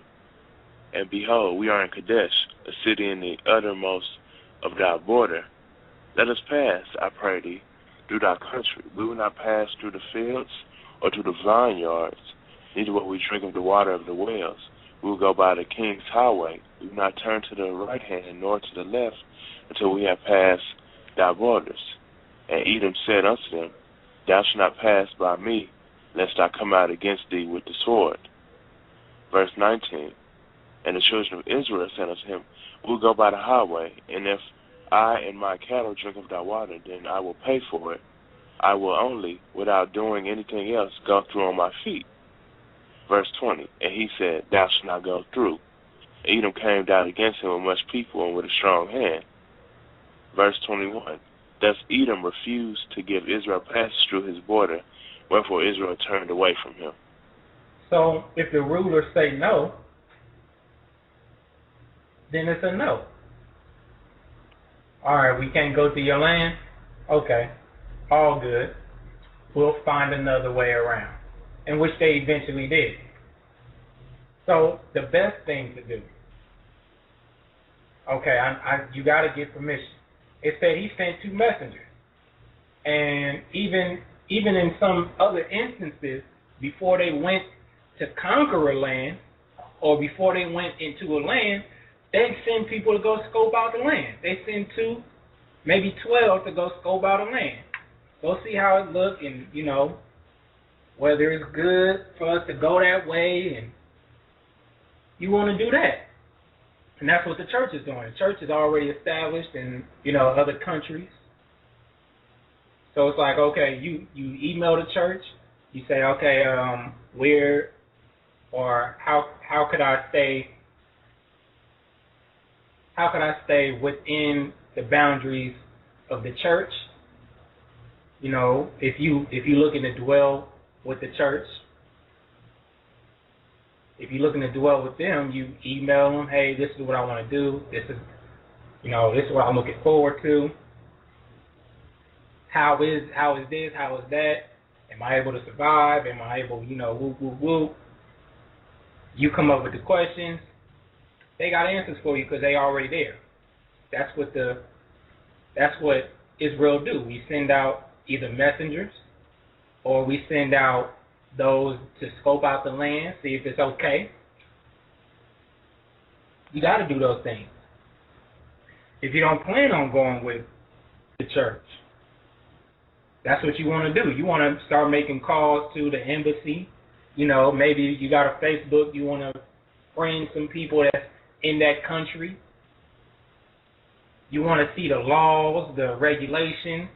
Same thing if the church tell you they in a certain country. You want to see the laws, regulations, If you got a passport, you want to see how long your passport could stay active.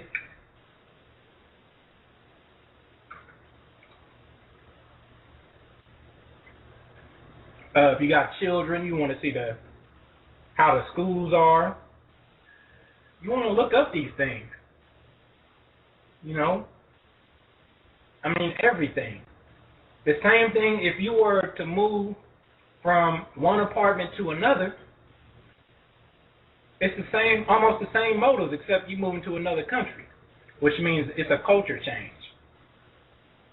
You want to see the culture, because that city or country could be all Buddhist, and you going in there as a Hebrew, you might have to go in there and hide. On the other hand, you got in some countries, you got Hebrew Israelites already in there. So you don't have to hide. You can be who you want to be. In some nations, if you another religion, you die.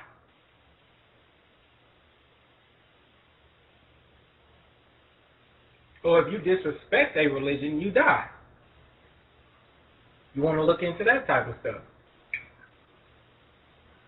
It's not a blind move. You want to understand.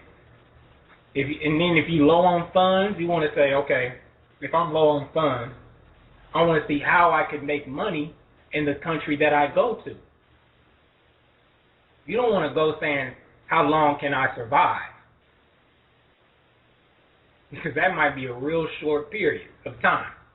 But you want to say, how long, you know, what's the job market looking like? What's the business market looking like? These are things you want to observe. All right, so let's go to 1 Peter chapter 2, verse 11.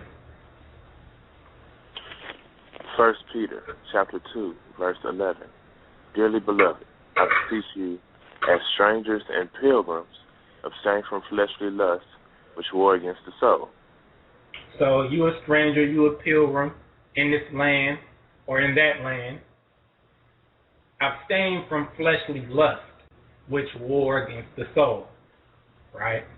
You being a pilgrim, is going to be a lot of stuff that come upside your head. It's going to be a lot of stuff trying to attack you. You know, I mean when people leave this country, families break apart. Some families stay together. You know, y'all might just hear me say the bad side of it right now, but you gotta hear, educate yourself. You have to hear that. That way, when you get there, it ain't no breakdown in communication between you and others. You, yourself, your family. That way, when you get there, you know and expect it. Okay, we knew this was going to happen.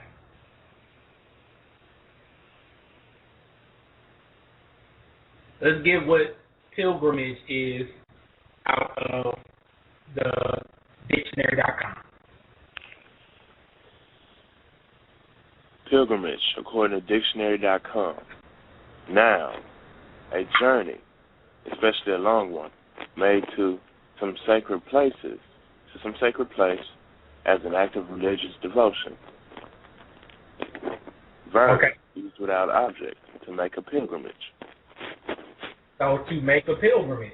If you're making a pilgrimage, you're making a journey, especially a long one. We know this is a long journey. We got a long way to go, because we've already confessed that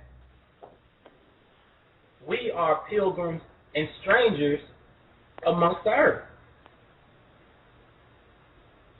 Until our kingdom comes, until Yeshua bring what's ours, we pilgrims and strangers.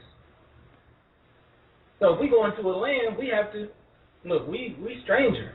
We the strangers. We the pilgrims. How does your land operate? How does your government operate? How do the people operate?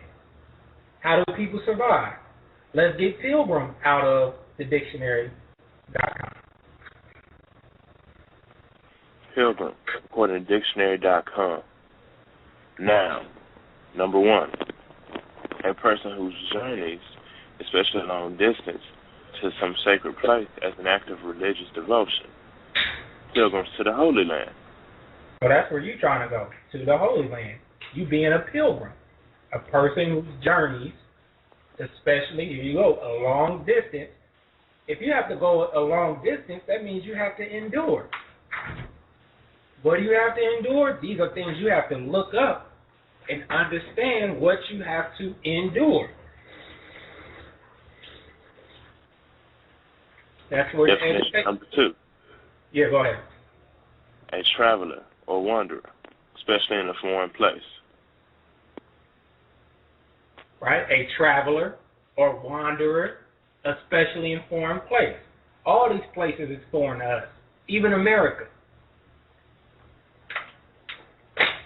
We coming out of America and we don't know how to act. We don't know what to do. You know, a lot of us, well, some of us. We have to establish ourselves, our spirit, our minds. We have to establish ourselves. Brother mentioned earlier, Brother Mike mentioned, yeah, we have to mentally come out of her also. Yes, that is very true. Because again, if you don't get your mentality correct, and you in another land, you don't know what them Africans gonna do to you. You don't know what them Europeans gonna do to you. And you walking around here talking about you a Hebrew Israelite, especially around a bunch of Muslims. You know, a lot of them Muslims don't even like Jewish people. And you talking about you an Israelite? Oh, you a Jew? You hear what Ahmadinejad talking about? He said we gonna knock Israel off the map. You have to remember you an enemy to them. They came together and made a tumult. You still got to be hidden to a certain degree until your promises come. And this is to a certain degree.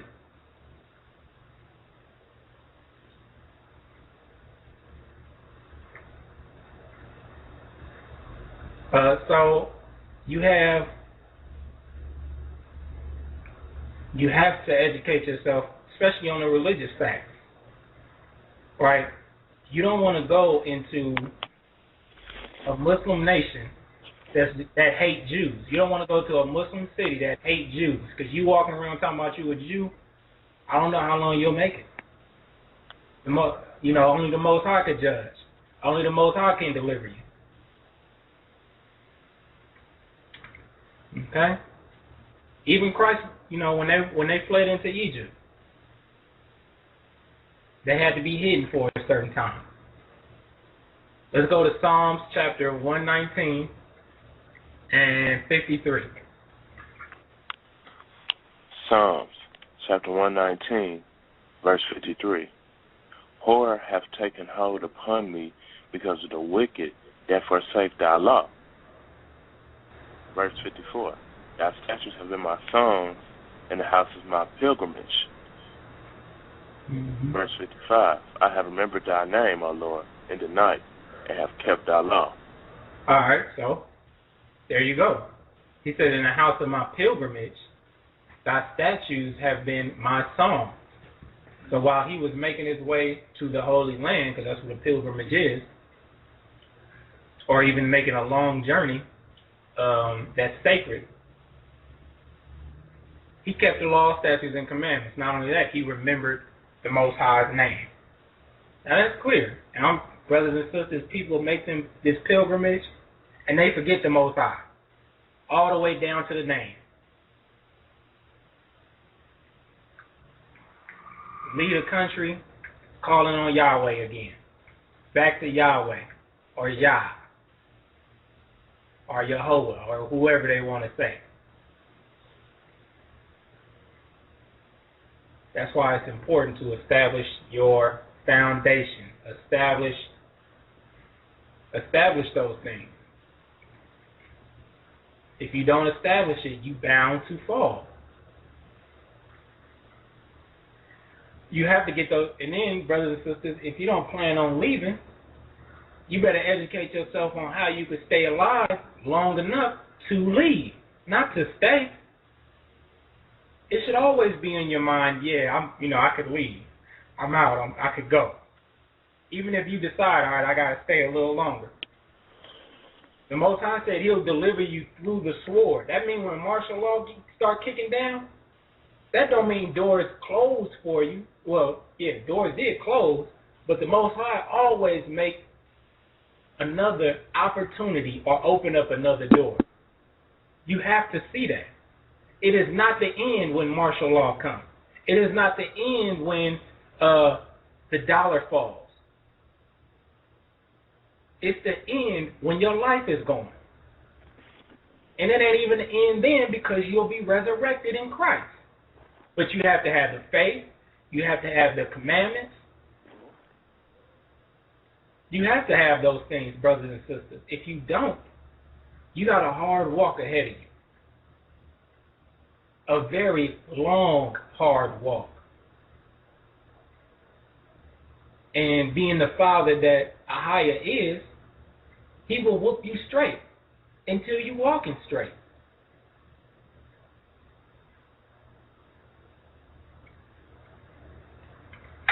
All right, so brothers and sisters, if y'all got questions or comments about leaving Babylon or statements on how to help folks survive in Babylon, I know brothers and sisters that said, okay, we just going to go ahead and build a garden. We're going to build a garden. We're going to build,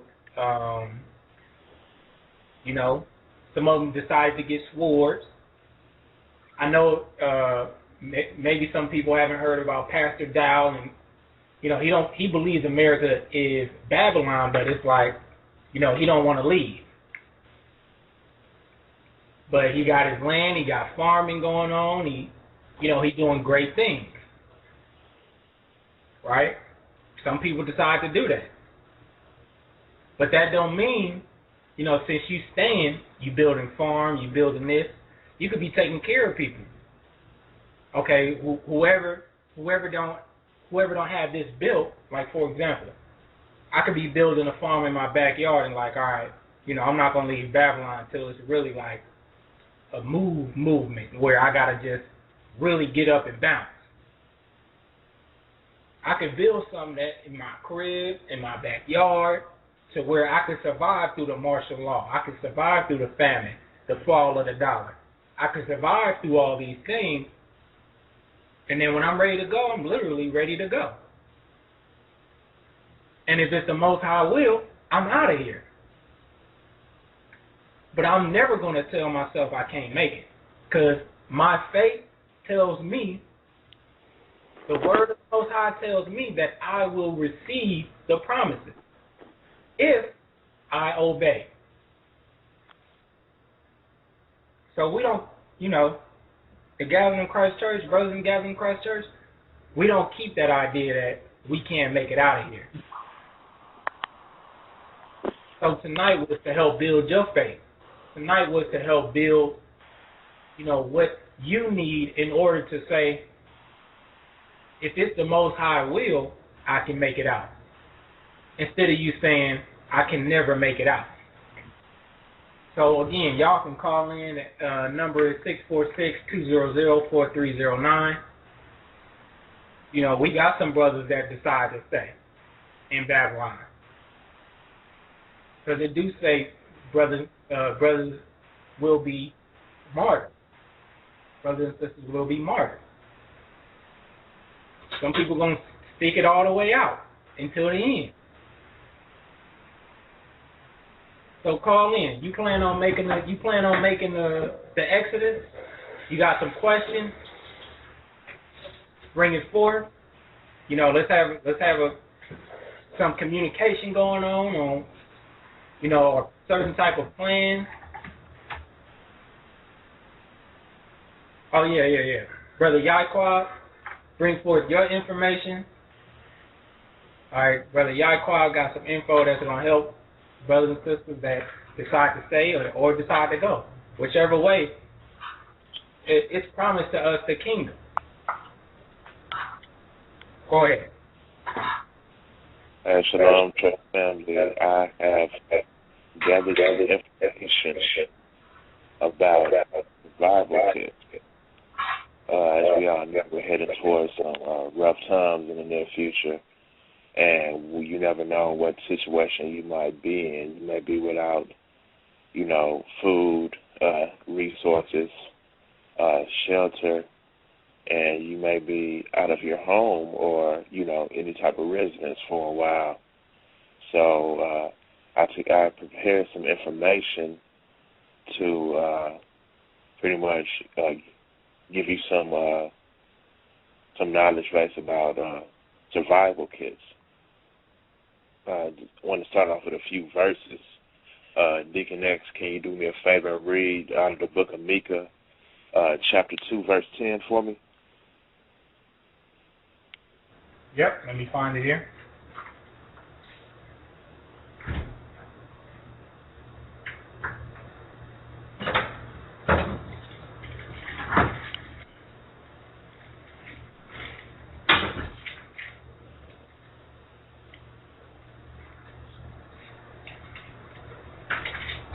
Chapter 2, verse 10, Micah, chapter 2, verse 10. Arise ye and depart, for this is not your rest. Because it is polluted, it shall destroy you, even with a sore destruction.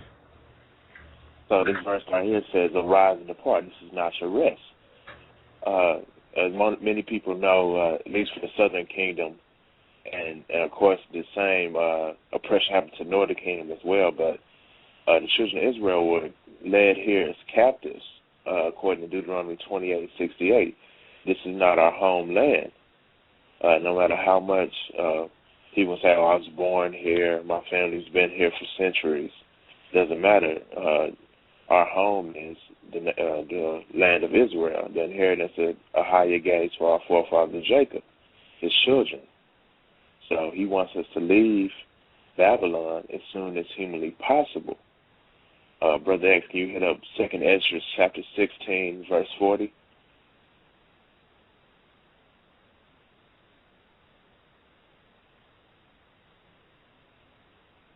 Second Ezra chapter what? Chapter 16, verse 40. Chapter 16. Second Ezra chapter 16, verse 40. O my people, hear my word. Make you ready to the battle. And in those evils be even as pilgrims upon the earth. So this verse says, make yourself ready to the battle, and in those evils be as pilgrims upon the earth. So we're about to enter Jacob's trouble. So all of these evils are going to be 100% directly targeted at us, at our lineage, at our family members across all 12 tribes. So at this point in time, we have to be ready to get up and get out from wherever we're at. So what I have a website here. You guys that want to check it out is, I'm going to read it out, https://www.isu.edu/outdoor/survkit.htm. So pretty much this website provides pretty much a do-it-yourself compact kit, survival kit that can be used, on the boat for hunting, hiking, exploring, etc. So what it can be used for, I'm going to read it off. It says most of the contents will fit in a 1-pound coffee can, which doubles as a pot for melting snow, and device with which to dig an emergency snow shelter. Like I said, you never know what situation you might be in. Reading on, however, if you can carry it, include a small shovel. It is far, far better than trying to use a coffee can. So, some of these things, he has listed out here towards the bottom of the page, are things you can pretty much use from your home and include it in your survival kit if you're going to go out in the wilderness or any rough and pretty much non-native conditions. You know, when I say non-native, I mean conditions you're not used to living or dwelling in. So here's a list of the general items. Braided nylon rope, about 25 feet.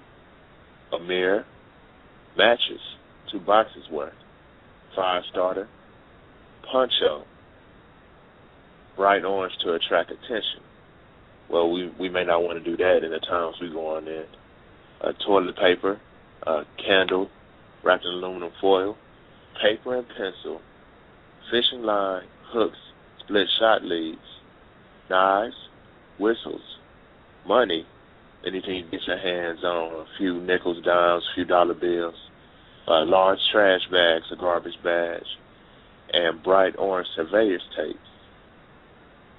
And if you need to repair anything, you can pack a sewing kit, which can be very small. Dental floss, safety pins, embalming wire.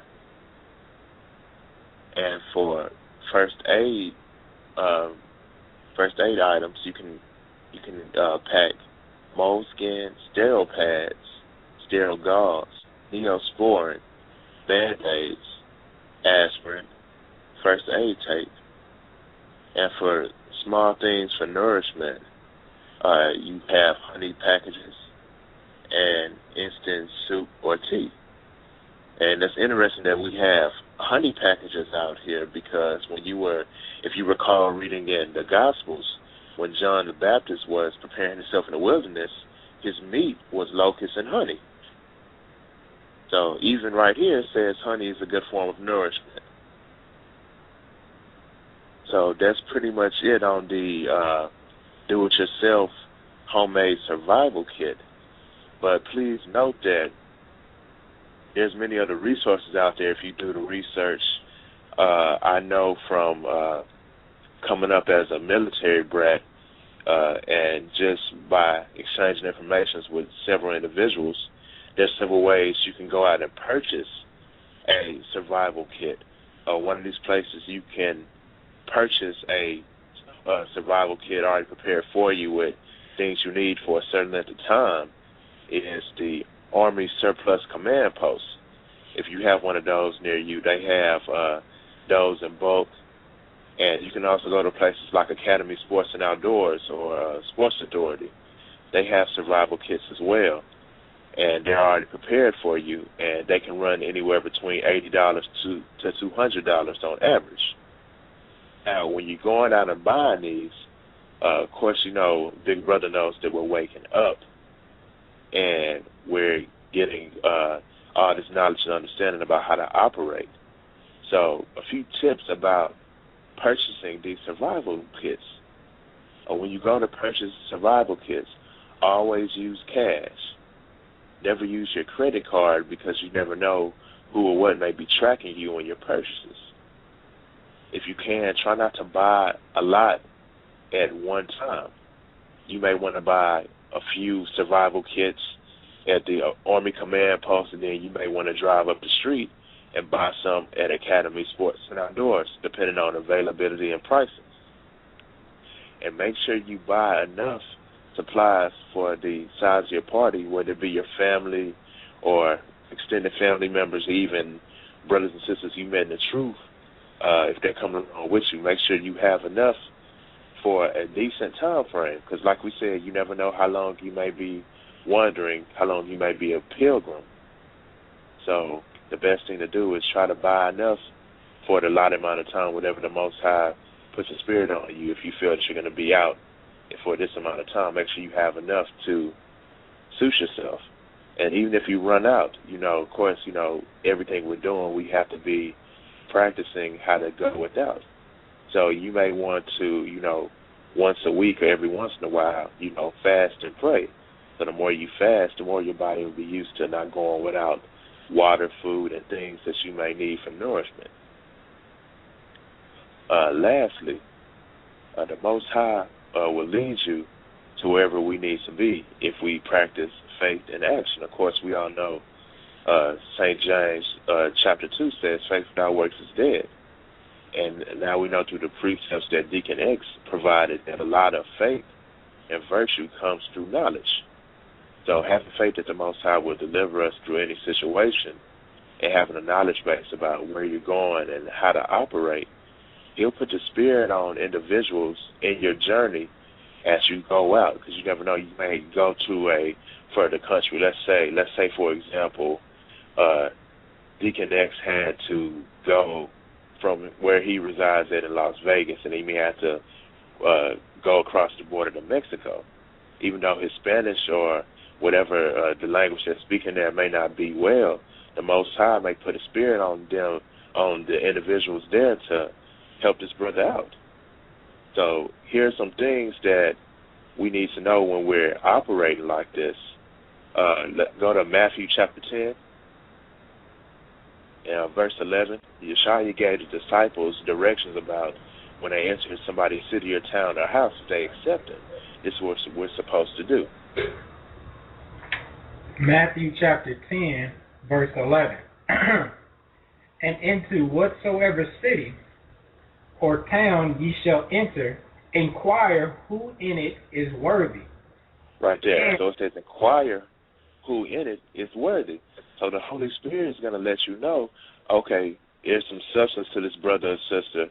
You should be safe here for a while. Read on, Knock. And there abide till ye go thence. Uh-huh.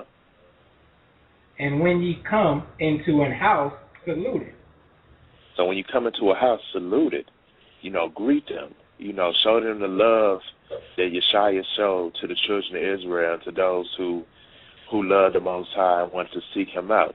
Salute them. Thank them. Thank you for opening up your house to me. And remember, since they're opening their house unto you, don't be a nuisance or don't be, a menace to their dwelling, since they're going out of their way for you. Read on. And if the house be worthy, let your peace come upon it. But if it be not worthy, let your peace return unto you. Okay, so let's say you're living there and a bad spirit comes amongst the house, and pretty much you're like, okay, I got to go. So take what you can, you will take your belongings and keep going along your trek. This is some of the same things, similar. What we're going to go through in the future is quite similar to what happened on the Underground Railroad. There's going to be a lot of people there to help us, but at the same time, you have to be on your toes, because there may be some people who are deceptive and may aid you temporarily and may turn on you. Read on. And whosoever shall not receive you, nor hear your words, when ye depart out of the house, or out of that house or city, shake off the dust of your feet. That's right. Keep it on moving. So even though we're on the road and stuff, you never know. The Most High may put a spirit on them to help you, but they may not know Yeshua. They might not know Ahia. So of course, while you're there, you should still be putting in work, spreading the gospel, letting them know, hey, have you accepted? Of course, milk before meat. Have you accepted Jesus Christ as your Lord and Savior? And if they may be the bloodline of Israel, let them know. Do you know who you are according to the Bible? Read on. Verily I say unto you, it shall be more tolerable for the land of Sodom and Gomorrah in the day of judgment than for that city. So we all know there's going to be a purging that takes place worldwide, where only the people of the children of Israel, with the children of Israel, is going to be safe. So if they doing the children of Israel dirty, it's going to be hell to pay for them. Read on. Behold, I send you forth as sheep in the midst of wolves. Be ye therefore wise as serpents and harmless as doves. So there goes again. There goes that humility and humbleness that Yeshua wants us to show as we go on this journey. Read on. But beware of men, for they will deliver you up to the councils, and they will scrounge you in their synagogues. So it may be some people that may catch that spirit of Judas and sell you out. But of course, we all know that He's going to deliver us through this. And matter of fact, this is a good point. I got a precept today. Go to Matthew 24:13. Keep your faith throughout everything.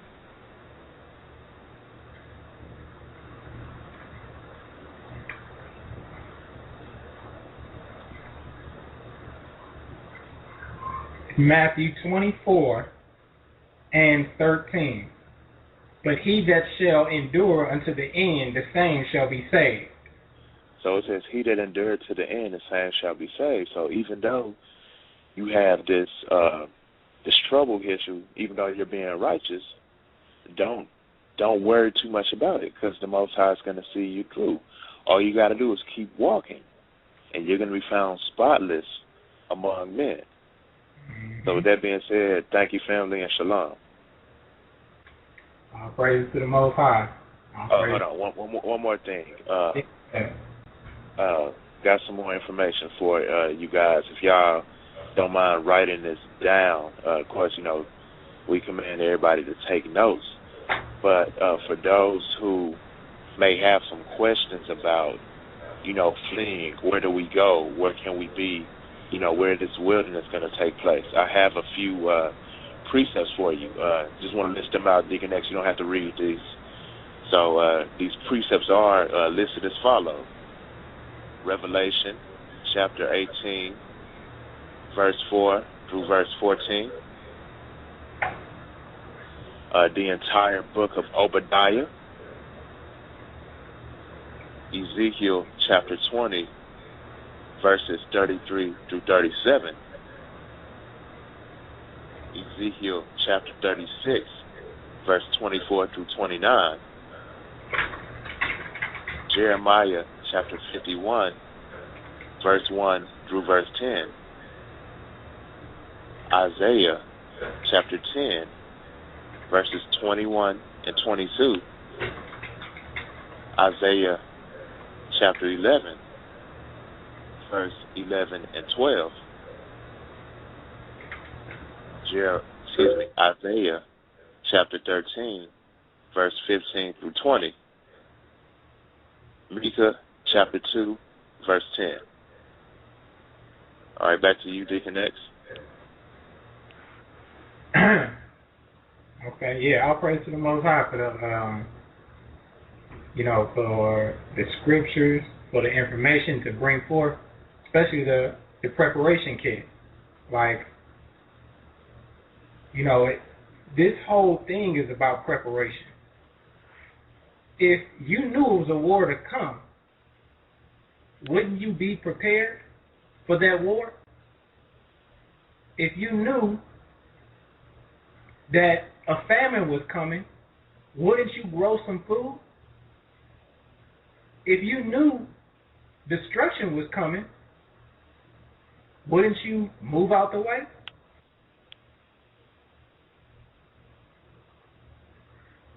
Brothers and sisters, you just didn't receive this information just from out of nowhere. It's the Most High who gave you this information to preserve you, to keep your life. You are worth His time. and we are very fortunate for that. All praise to the Most High. You are worth His time. I want to do like a Sunday pastor and be like, amen, amen. I ain't going to do that. But, I'm just saying, that's how excited I am about, look, I'm worth the Most High's time because He's trying to preserve my life. So you can either take this information, agree with it, and it's like, okay, the Most High is trying to preserve my life by the Holy Spirit through wisdom, through knowledge and understanding. He's trying to preserve my life. So with preserving your life, it comes preparation, things you have to do to prepare what is going to come to pass. All right, I want to go ahead and grab some callers.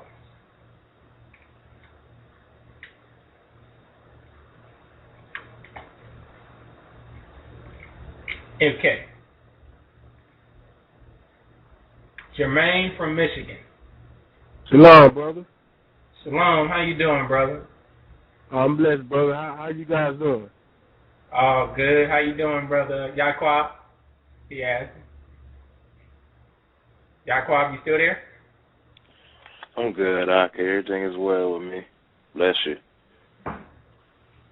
Okay, I just wanted to add to all you guys' lesson tonight, brothers. I wanted to bring forth something with the child support issues, like for those that may have trouble and think they can't leave with if they owe a lot of child support over $2,500. And it says here on this on the passport, what is this? Okay, travel.state.gov. It's a website I'm on, and it says if you owe 25 or more in child support, you are not eligible to receive a U.S. passport unless you follow these steps, which is before applying for your U.S. passport, you should contact the state agency to which you owe child support to arrange payment for your area. And then go to the state child support enforcement agency. They must report to the U.S. Department of Health and Human Services that acceptable payment arrangements have been made. Then the next step is the U.S. Department of Health and Human Services must remove your name from the list of outstanding areas. Provide the U.S. Department of State with the updated list. And then the passport services must receive the updated list of outstanding areas from HHS. Verify that HHS or Health and Human Services remove your name from that list. Only after this is verified, passport services may process your application for a U.S. passport. And it's just you don't have to pay the full balance if you like set up arrangements to make payments on it, and you follow through with your payments that are acceptable. Then they can remove your name from the list on there, and then that would allow you to get a passport still. Wow. Oh my gosh. That is something I have never heard. You have to send me that. What's okay, that name? Okay, it's, the website is travel.state.gov. And it's it's http:// once you type in travel.state.gov, it should come up and what is it? Child support payments and getting a U.S. passport is what I search the site for. See, that's the Holy Spirit right there. No lie. And this is all the brothers had to do. Like, man, I've heard brothers be like, yeah, I got child support, so I can't leave. Like, this is all we had to do. Do a little research, do a little reading. Like, okay, so this is what I got to do to accomplish this. And we wouldn't have those issues. But again, that's why the Most High acquired people from different backgrounds and different parts of the body. We've acquired to where they operate with the body, to where the body could, when you provide that communication, the whole body now understands, and now you didn't help more than enough people. You see what I'm saying? Like, that's a body. That's what a body does. You know, go ahead. No, I was just saying saying that's true. You know, our body works together, you know, in unison, in unity. Exactly. Exactly. A lot of brothers are delivered from this child support thing. Because, I mean, man. So it says that they have to take off the name. Yes, but you got to make sure they do it, you know what I'm saying? And basically, they said that once you set up and schedule an appointment to make payments arrangements, you know, but they have to be acceptable payments. So I guess it's like a minimum fee that you can pay or whatnot on the monthly basis. Yes, they have to remove that. Basically, you report it to the U.S. Department of Health and Human Services. And once they do that, it said it takes about 2 to 3 weeks for them to do it. Yeah, okay. Once payment is arranged, it may take 2 to 3 weeks before passport services is permitted to process your applications. You know? And Another thing for people that got like felonies, like if you can get a lawyer and get that felony expunged, so that wouldn't be like too much of a hold on you. Like it normally is like maybe like $1,000 you got to pay to get it off, but it's not just $1,000 per felony. It's $1,000 and that covers all those felonies if you have the right lawyer. The price may vary, but you can actually get those felonies expunged from off your record, and then it'll be as it never existed.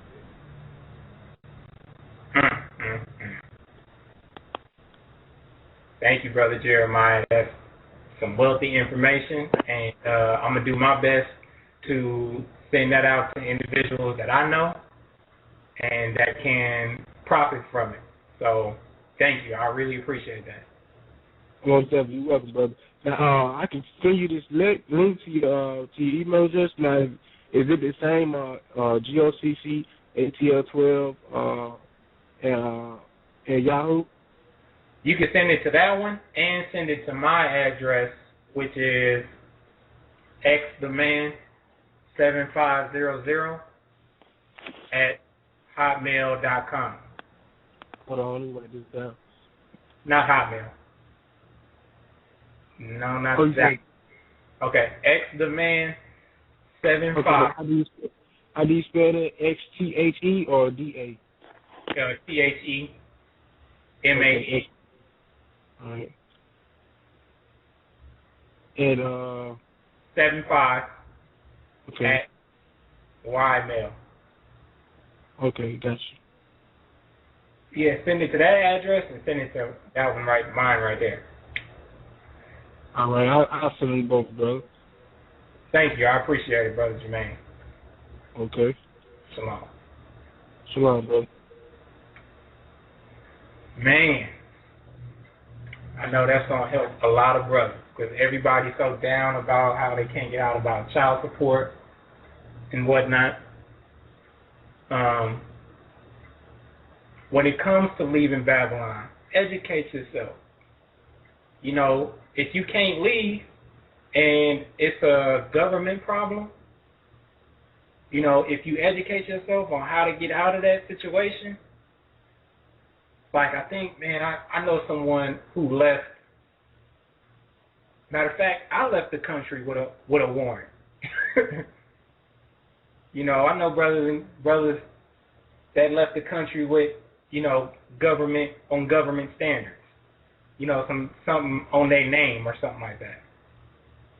You could do it. Like the Most High is good, either which way. So don't never let somebody tell you, or even tell yourself, I won't be able to make it or I can't make it because I don't have enough money or because I don't have enough, because I don't have. The Most High is a provider to those who are in need and those that seek in the kingdom and practicing righteousness.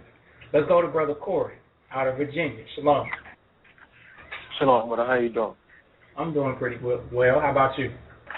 I'm good, man. I just wanted to call in and add to what you brothers are saying as far as surviving, here in Babylon if things were to get bad. Because there's a lot of people, some people would say they don't have money to do things or they don't have the means to do things. So I just wanted to call in and add some things, like some simple things that people probably haven't even thought of that they can do. And one of the first things I wanted to add is as far as surviving, eating and drinking, one thing people could start getting familiar with is collecting rainwater. Rainwater, you can look this up. Rainwater is better than the fluoridated water that, that's sending through our pipes. Like rainwater is straight out of the atmosphere, so you can collect that and drink that. And that's something, if things were to get bad, the Most High is going to have it rain just as well as it's going to be sunlight. So if you're out in the wilderness, you can have a vessel or something with you that you can collect rainwater. That's one thing that you could do that most people haven't thought about. Another thing that people can do is also get familiar with the dietary law in Leviticus, because there are certain bugs that we can eat out in the wilderness, to help us, survive, maintain, and keep up. Another thing, people can get familiar with the plant that's out, in their front yard, maybe in the backyard. I know where I am is a wooded area. Believe it or not, there's enough plants in most people's areas. If you're not in a urban environment, if you're in a suburban environment, there's probably enough plants out in the woods to survive, for you to survive for months. You may not believe that, but that's the case. If you know exactly what to eat, it's enough to maintain you for months. So another thing, get familiar with the plants, because there are things out in our yard that we can eat, and they'll do the job. And another thing is for people before you go on, let me conversate with you on that real quick. And that's where we're trying to help brothers and sisters know and understand. Like, if you plan on, surviving out in the wilderness, that means researching the wilderness. That don't mean just drop dead in the wilderness and and try to continue on in life. You'll struggle pretty hard. So you have to educate yourself on the plants to eat. And like you said, you could eat the bugs. You got to find out how to cook the bugs long enough to where you're not eating blood. You got to find these things out. You got to exercise your brain, your mental capacity to spread forth more information. I agree. Like you said earlier, you was like, if you eat the right amount of plants, you can survive for months. Or if you eat the right plants, you can survive for months. And you don't want to go anywhere with a Babylonian mindset, as in their dietary mindset, because Babylonian mindset tell you eat 3 times a day. Not only eat 3 times a day, have snacks in between the 3 times a day. You can't do that outside this country. That's expensive. Not only that, if you somewhere where it ain't that many plants, you got to find out how you gonna change 3 meals a day into 1 meal a day. Yeah. Go ahead though. That's why. What's your thoughts on that? Like, expound on that a little bit. About you were saying about the outside of Babylon. Yeah, like eating plants.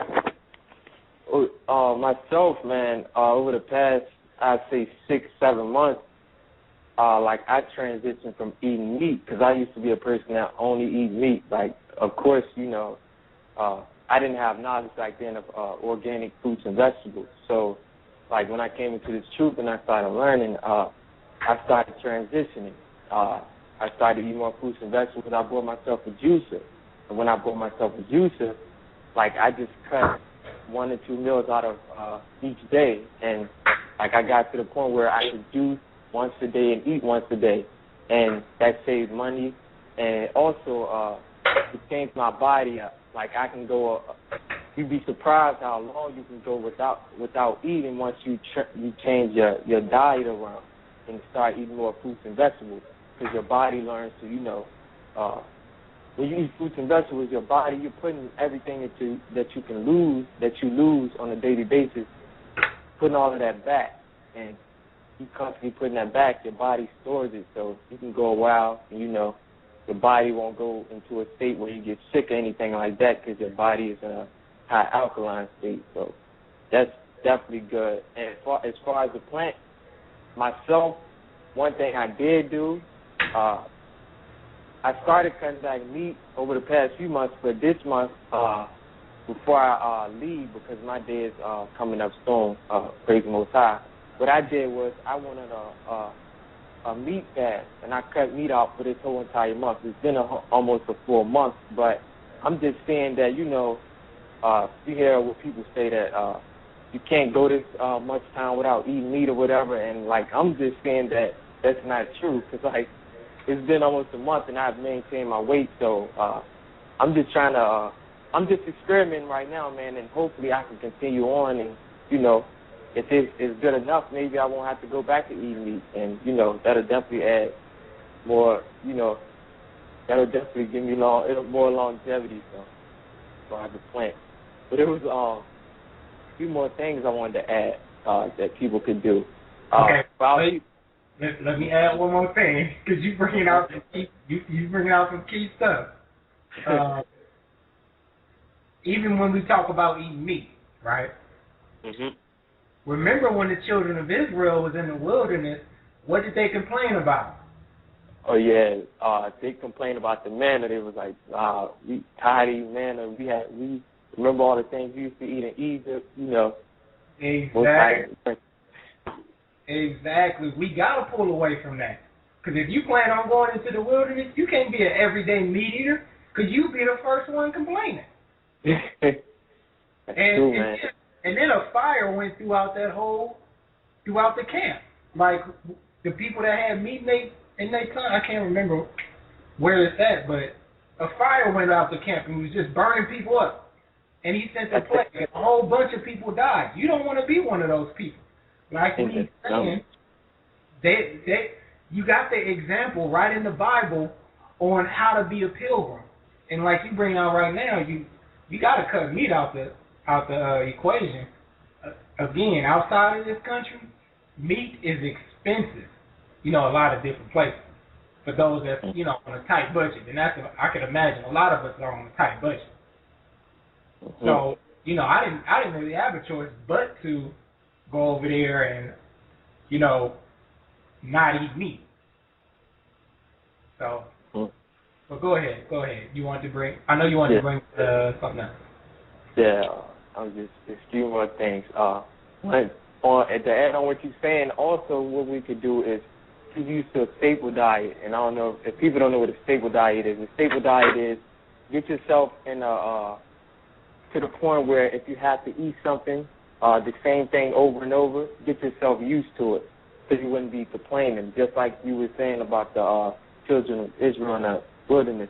You may get to the point where you have only one thing that you can eat every day, and that's it. So you have to get yourself mentally prepared to go through that and be grateful, because I'm telling you, man, if you get to the point where, you know, you can't do that, eat the same thing over and over, fast for a few days, and you'll be grateful that you have that one thing that you can eat, because that'll get you right back on point. But the next few things I want to bring out, and I'm just going to try to bring it out quick. While people still have the internet, there's videos on YouTube you can go look at for you to go build, you know, little,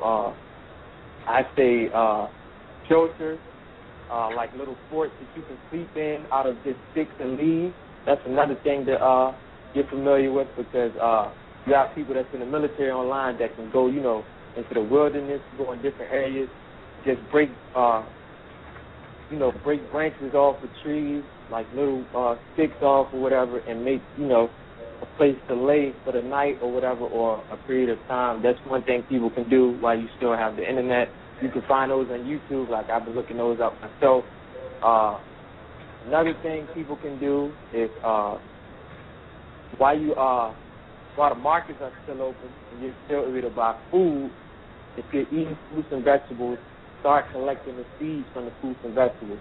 Because when things get bad and they start shutting things down, and then they bring the system back up, finding organic fruits and vegetables, that's gonna be tough. Like, 'cause it's just gonna be everything I said, GMO, whatever, over here. And over here right now, I'm saying this about the seasons because, like, even myself, going to the market almost every day, I see that we don't even grow our own fruits and vegetables here. Like the bananas that I bought today, they're from Ecuador. Everything this here is like GMO. So if you want organic fruits and vegetables, collect the seeds, because eventually it's going to get to the point where everything is going to be GMO over here. So, and another thing, as far as the people here, as far as like you were saying earlier, if stuff gets bad, it's still an opportunity to leave out. one thing people should do is get familiar with the people in your area. And if you're someone that's by water, definitely do that, because you may have someone that has a boat or something like that, you know, that make it sound like, hey, it's getting bad here, I'm about to fell off, whatever, you know. And they may, you know, invite you along, like our brothers from the 10 tribes. You know, you had a scripture in 2nd Ezra that talks about them selling back on boats. So, you know, just get familiar with people, and, you know, you may have a case like that. Like the Most High, he works in many different ways, so that's just something, you know, to consider. And then one last thing for the people that's leaving, because like myself, all praise the Most High, like my day is coming up very soon, so even for the people that's outside of the country, if you're looking to leave, of course it's good to get established where you're going, but, you know, the Most High can have it in his plan for you to move into different areas outside of the area that you were looking into. So just don't get attached to any physical possessions. Like, you know, we have things over here that we get attached to, but as you read in Luke and throughout the scriptures, when things got bad, some people didn't even return home to get the things, you know, that are necessary for survival. So just don't get attached to anything. Like, this is not our world. We just passing through. Our kingdom is on the way. So, you know, like you said, be a pilgrim. That's all I had to bring out. Okay. All praise to the Most High, man. And, you know, I can see you well organized about leaving Babylon. And, you know, may the Most High bless you on your righteous journey, your pilgrimage, should I say. Okay. You know, all praise to the Most High. If I have something else out of time, I can. But shalom. What's that for shalom? Deacon Kai? Let's see, look for Deacon Kai here. Yes, sir.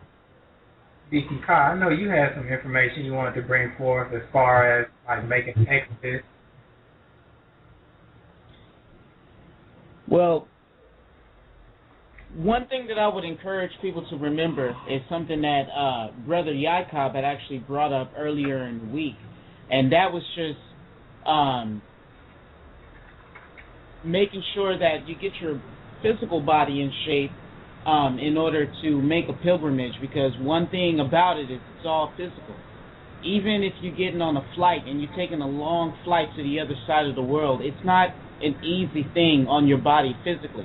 So it is a good idea, along with, you know, having a proper diet and proper nutrition, because that's half the battle right there, is making sure that you get your body in shape, you know, start moving around, start exercising, stretch out, use your body and make it strong so that you can endure through the physical strains of being a pilgrim in the earth. You know, when you take a look at our forefathers when they were making a journey under Moses, a lot of those brothers and sisters had heavy burdens, especially the Levites, having to carry, you know, there were certain members in the tribe that had to carry the tents and the tabernacles and had to break them down and set them up and carry them throughout a journey. And it was a good journey. They had animals, and they had some way of pulling it or carrying it with the animals, but it was a laborious journey. So it's a good idea to look at your physical strength and your physical constitution, as well as your diet and your nutrition. The two will actually go hand in hand. So that's just something that I want the brothers and sisters out there to remember is get your bodies in shape. That doesn't mean, you know, getting in the gym and trying to be, you know, super muscular person or something like that, but just, you know, improving your cardiovascular range, you know, running, you know, getting on the treadmill, doing the elliptical machine, you know, lifting a little bit of weight, swimming, playing some basketball or something like that. Just anything, something that you like to do that will improve your strength and improve your cardiovascular range. And exercising has all sorts of extra benefits on the body that you'll see once you get into it. You know, you'll have clearer thoughts in your mind. you'll be a little bit sharper, and you'll notice that you'll have different benefits. So that's also something that you want to think about and consider. So that physical fitness. The physical fitness. I know a lot of us, man, we talking about we in the days and times to where we need to be running, and some of us might come into fighting to protect our family. We gotta have that physical fitness. Mm-hmm. Got to. Even during the days of the Maccabees, man, that was a time, boy, where they was just slaughtering us, and we wasn't protecting ourselves. So yeah, physical fitness. Well, so what have you been doing as far as physical fitness? Like, well, for me, I go to the gym every so often. There's a martial arts class that I go to, that helps me to just improve my flexibility and get a little bit of fighting skills down. And between that, playing with my kids, man, my kids run me ragged. So, just wherever I can get it in, really. What about you, brother? What do you have going on the physical side? On the physical side, man, I'm just eating. I'm just eating right now. I'm trying to gain the weight so I can get some physical fitness in. Yeah, yeah. If I don't do the weight, if I don't gain no weight, I won't gain no fitness. Yeah, but the exercise it'll make you strong regardless of whether you gain weight or get bigger or anything like that. Your strength will. I mean, you'll get stronger. You can't help but get. Yeah, that's the truth. Yeah. Some of the strongest people I know are like really thin and wiry, but they're just really, really strong, and they're usually very fast.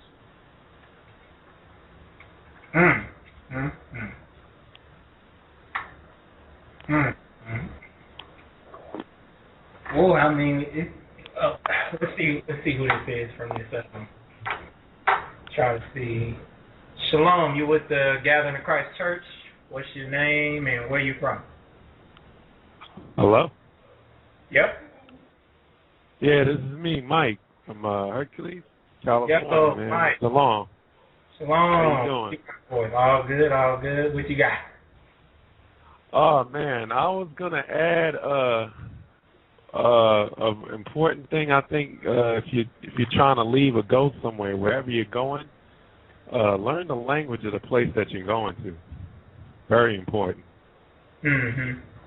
Because, communication, you got to be able to communicate with people and know what's going on. You don't want to move to a foreign country outside of America and not know the language that's being spoken. Because you're not going to know what's going on, of course. So, you might want to get some language on, a couple of words in on where you're going, I would think.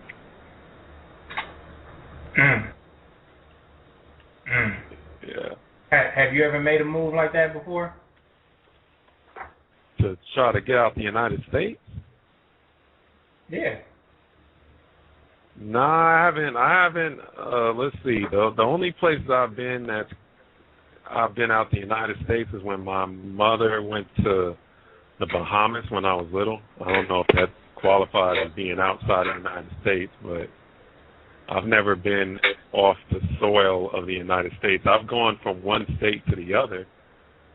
I've traveled across country to get out of a situation, but I've never stepped foot on another foreign soil,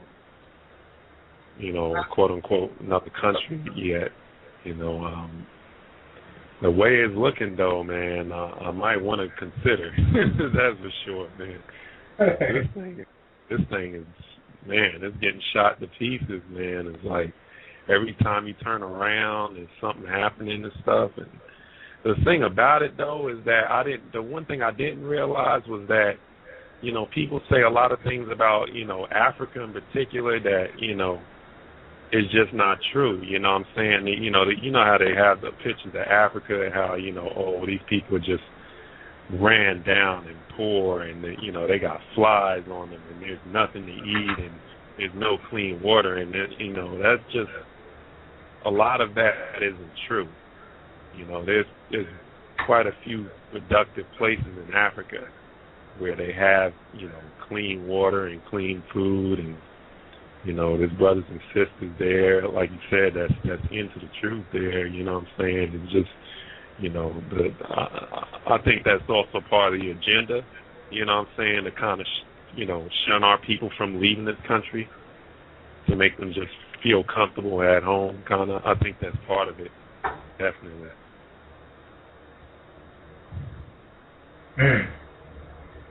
Did you have any plans setting on whether you was gonna go east or west or? Shoot, if I ever got the courage to leave and the will to leave, I'm thinking Africa is the best bet because, like, I don't know, it just. If it isn't, back to Israel, then it's got to be back to Africa. In my opinion. I don't know about, I'm not going anywhere near Europe.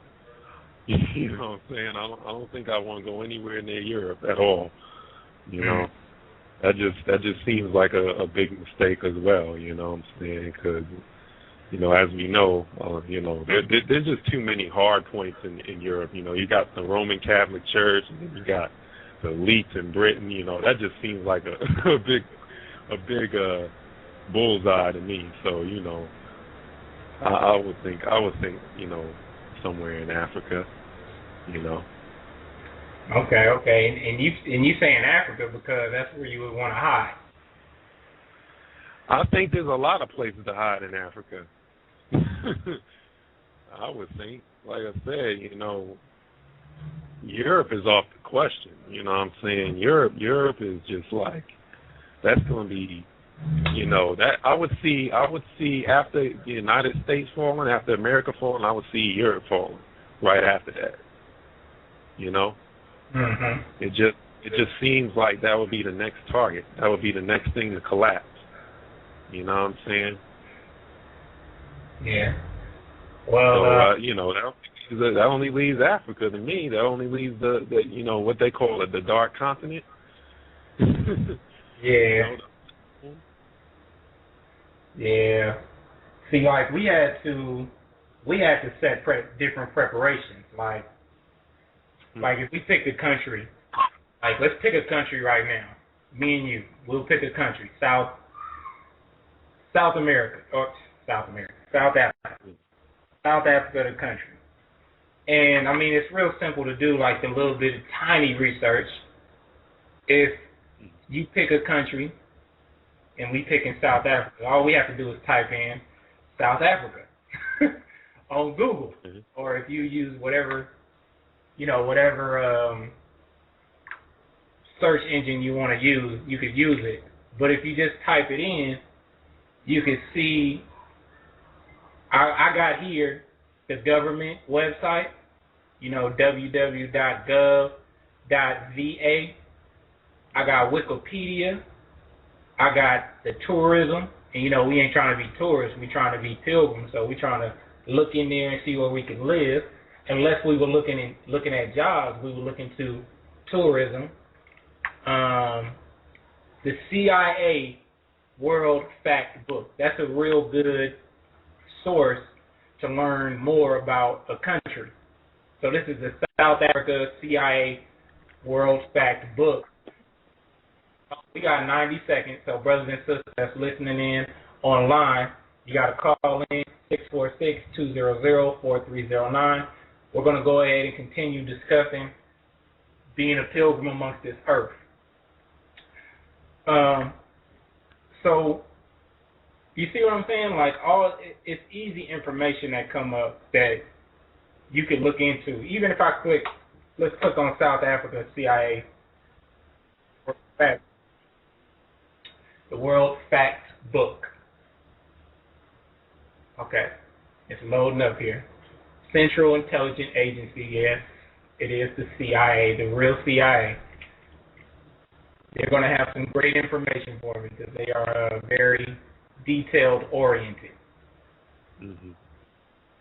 If I look to stay in the country, we talking about South Africa. If I'm looking to stay in the country, I of course want to check out their economy. So they have economy here. It says it's a middle economy. It's an emerging market. You know, you want to go somewhere that's growing.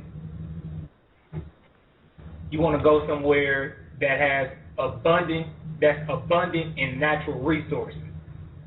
South Africa, like you're saying, Africa is a good place to go. We just chose one of the countries just to do a quick research on it and, evaluation. Then it goes into, let's see, what else could I find out about South Africa? I can look at their government, how they are government structured. Is it like America, or is it like Europe or Asia, or do South Africa have their own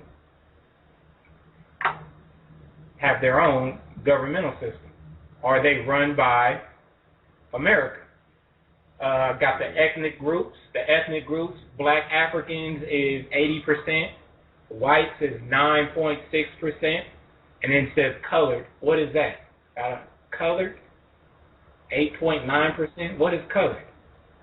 Okay. Anyway, Indian Asian 2.5%. And that was a 2001 census. So that's easy research for brothers and sisters to do. You know, if you plan on going anywhere, all you have to do is type in. Just type it in. You know, type in that country, and a plethora of information would come up. Botswana. You know, Zimbabwe. I don't think you want to go to Zimbabwe due to the inflation that happened in Zimbabwe. So you want to be educated on, their economy. If you're going to go somewhere, you want to make sure the water is good. You see what I'm saying, Brother Mike? Yeah. Well, this is a question I had, though. This is the thing, though. Like, I understand that you read like that's fanatic.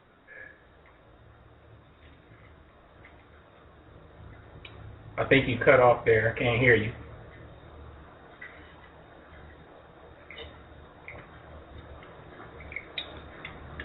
Brother Mike?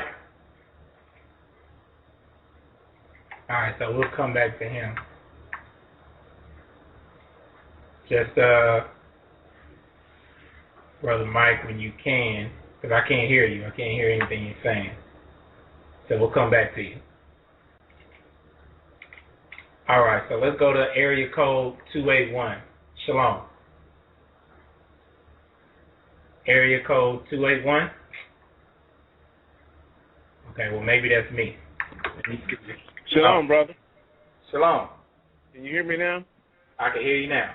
I had not unmuted my phone. This is Brother Cliff from Houston. Brother Cliff from Houston? Yes. Shalom. How you doing? Oh, all right. How you doing, Deke? Hey, Dad. Hey, what's up? What's going on? Oh, nothing much.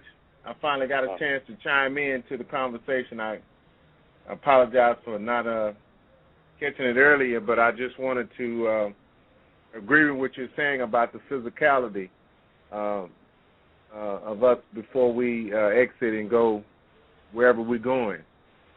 The scripture talks about being purged spiritually, but we also need to be purged physically. And what I mean by that is, along with working out, you need to detoxify your body, because over the years we've just had any kind of diet, we wasn't eating right. So you need to detoxify your body to prevent you from having other diseases and build your immune system. So that's something we need to consider as well.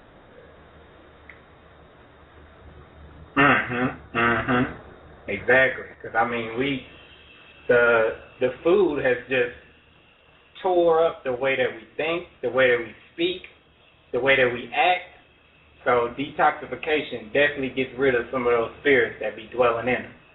You're exactly correct. Have you made any certain specific plans on leaving the country, or are you researching? You don't have to put any, you don't have to put that country or anything, but are you doing any research as far as that? I am, and it's a constant thing to try to make the the right decision. But I know God will provide. Most High will provide direction. But we're doing some research and trying to determine where we should go. That's cool. I would think the Middle East is probably the preferred area somewhere, but where exactly at this time, I don't know. I hear you.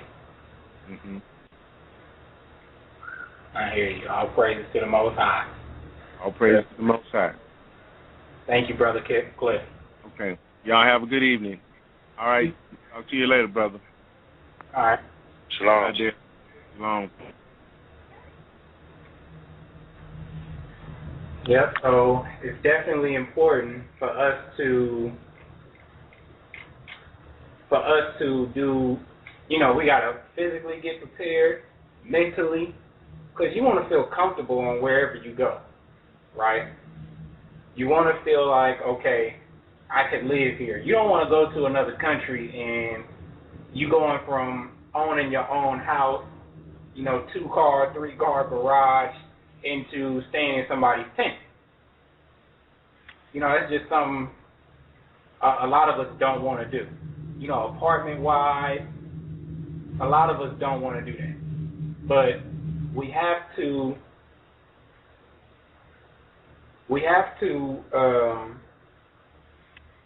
it's going to be certain adjustments that you do have to make. Like, for example, you can go from living in this 3-car garage to an apartment in another country. And that apartment might not have a bathtub, but only a shower. You might not have a car in another country. Cars out of this land, some of these lands don't even have credit. You got credit in America. You might have good credit here, and then go to another country and have no credit. So, seeing here what I'm speaking on is just, you want to find these things out. How far you got to walk to the grocery store. A lot of this stuff you can't even find on the internet.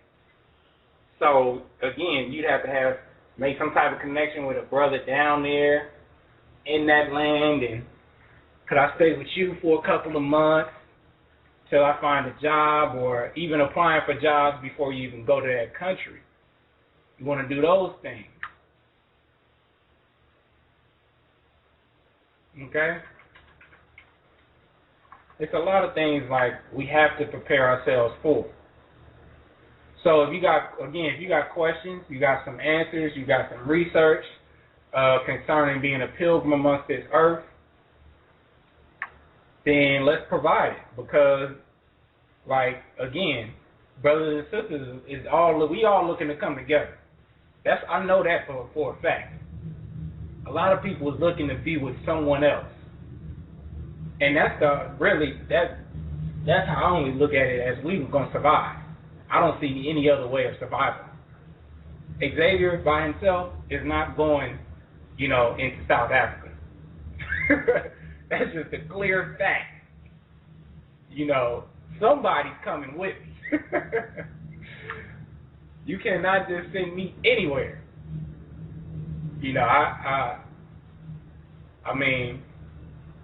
you know, I'm a people person, and I gotta do stuff with a group, with someone else, with somebody, because that's where I'm comfortable with. You know, I'm a team player. It ain't no I and X, you know what I'm saying, or just by myself, you know.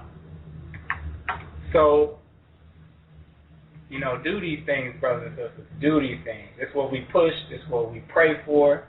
Everybody do the research. Let's get a scripture, matter of fact, and Deuteronomy chapter 30. And we'll start at verse 11.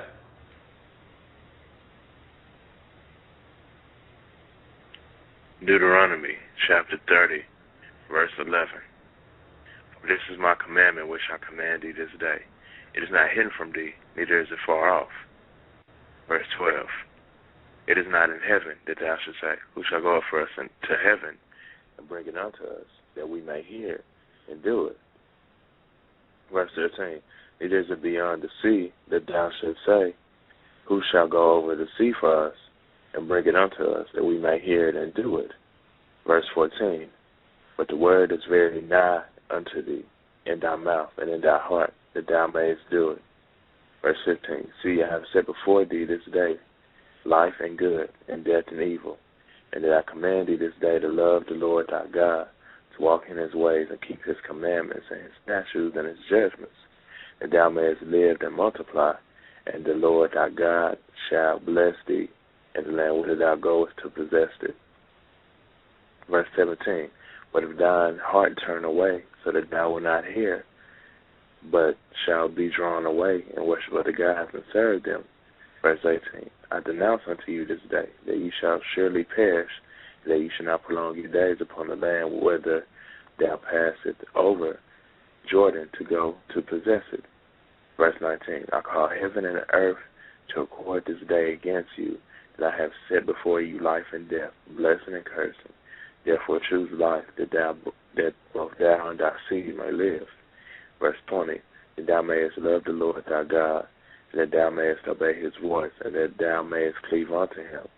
For he is thy life, and the light and the length of thy days, that thou mayest dwell in the land which the Lord swore unto thy fathers, to Abraham, to Isaac, and to Jacob, to give them.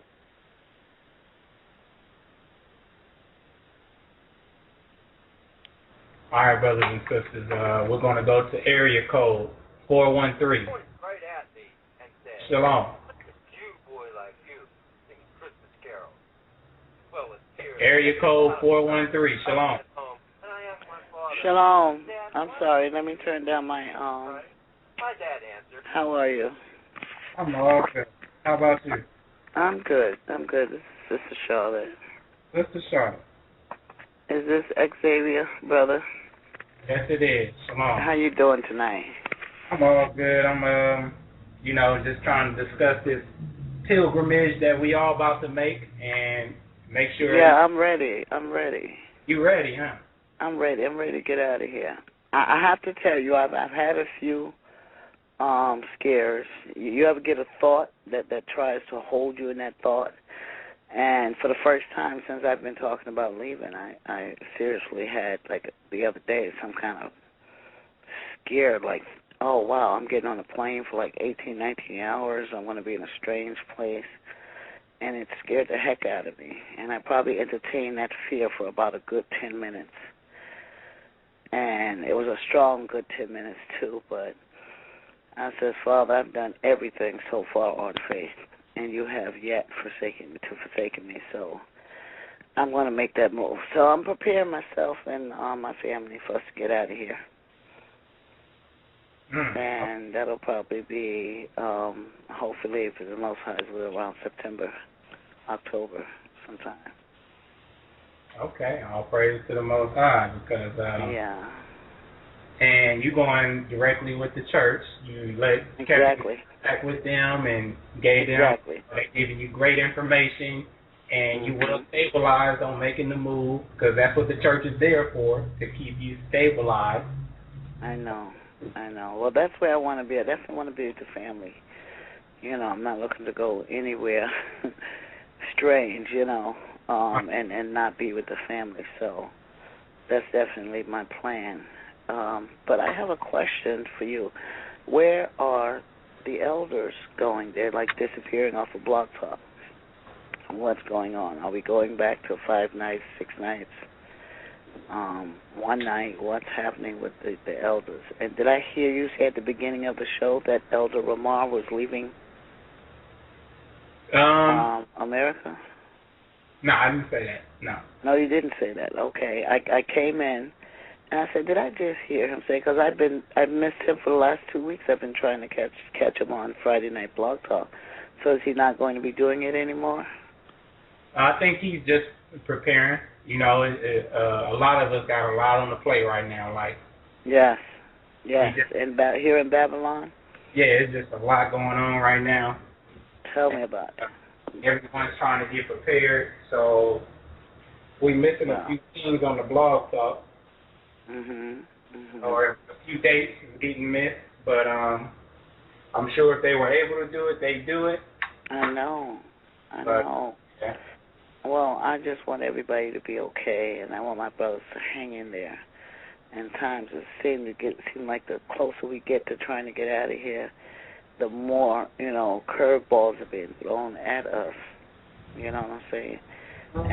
And yeah, finally, brother, I finally heard something from my lawsuit. This big class action suit with the diabetes drug. Now, but my lawyers they're holding up my money, talking about we won't know anything before December about what we're getting, December 2012. So now I'm trying to get a loan off of that. And then the loan company is saying, well, we can't give you a loan unless we know what your net settlement is going to be. And I says, okay, I'm going to leave it up to the Father. And he's going to get us through here, and I'm going to get out of here. I don't care. If I get just enough money to get me and my family out of here, that's good enough. If they want to send me the rest, they can send it. I did. Using the loan because their system is about to crash anyway. This is what I'm thinking. And the law firm, Mulligan and Mulligan, that's by America. I wish you could see their logo and their page on the internet. It's got this big old freaky statue, this red and with this big flag in the back of it.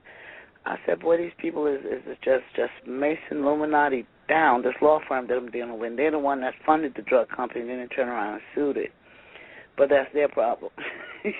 Bottom line, they gave it to me and I took it, and I ended up with a heart disease, So I'm just, I figure like they said December 2012. I said, these heathens know doggone well they don't plan to give us no money. December 2012, if America is still standing. So I'm just trying to get as many loans off that money as I can to get the heck out of here. I hear you. Martin, huh? Are you planning on making a business or anything, or? That's what I want to do when I go there, but that's why I need to hook up. I first want to get the okay for the loan. Okay, and I understand that if one loan company doesn't give us what we want, that we can do several loan companies. And so I need to, hook up with somebody from Egypt and find out exactly what's good on an apartment, even if we all have to live in one apartment, I'm down with that. Or get 2 apartments or something like that, you know what I'm saying? But I want to hook up with somebody from Egypt, from over there, to let me know what's my, what's good for business, what's what, you know what I'm saying? So, I don't know. Then there's another option for me to get another attorney to get all my money from these attorneys. So it's like, I don't know. Right now, I just got to, listen to the Father. I need to fast and pray. I know I need to do that. But I just want to hurry up and get out of here, but I'm not going to rush it. But anyway, I just wanted to know how everything was going with the other elders. I miss, when it first started out, man, this Blog Talk. GLCC was doing their thing on Blog Talk, And now it seems like slowly but surely they're fading away. And it hurts me sometimes because I said, wow, is our family splitting up? And I know there's going to be something that's going to come and go, and we just got to deal with that hurt. But I just want to encourage you, brothers, man, just hang in there. Hang in there. But I still got good news for you. Well, bring it on. We're going to get an appearance from Elder Royal. Oh. Yeah, we're gonna get one. Like I said, he's getting it together. And when I mean he's getting it together, he's doing stuff, just some folks are just not practicing right now. All praises to the Most High. All praises, all praises, all praises. Man, I missed him. I really have missed him, And wow, this is wonderful. Now that lifts me up today, And I'm hoping that our whole family will come back together. I even miss Elder Ezra. I sent him a note the other day. Well, I sent Sister Rakipa a note the other day, just asking him how things are going. We all fall short, and we move away. But I hope they come back. I really, really hope they come back. Oh yeah, I'll be with Elder Ezra. What do you mean you be with him? Where are you? I'm in Vegas. You be with him in person? Yeah, in person. Elder Ezra, I'm talking about Elder Ezra that went to Africa. Yeah. Okay, now I'm confused. All right, I'm not going to try to get my brain about it. Call, we'll talk about it. I sure will give you a call. But anyway, I didn't want to go. I'm not on the air, am I? Yeah, we on the air. Oh, wow. You know something? What happened to the people that screened the calls? And I'm thinking that we're speaking in private, Elder, and I just put all my business out there. I wasn't trying to do that.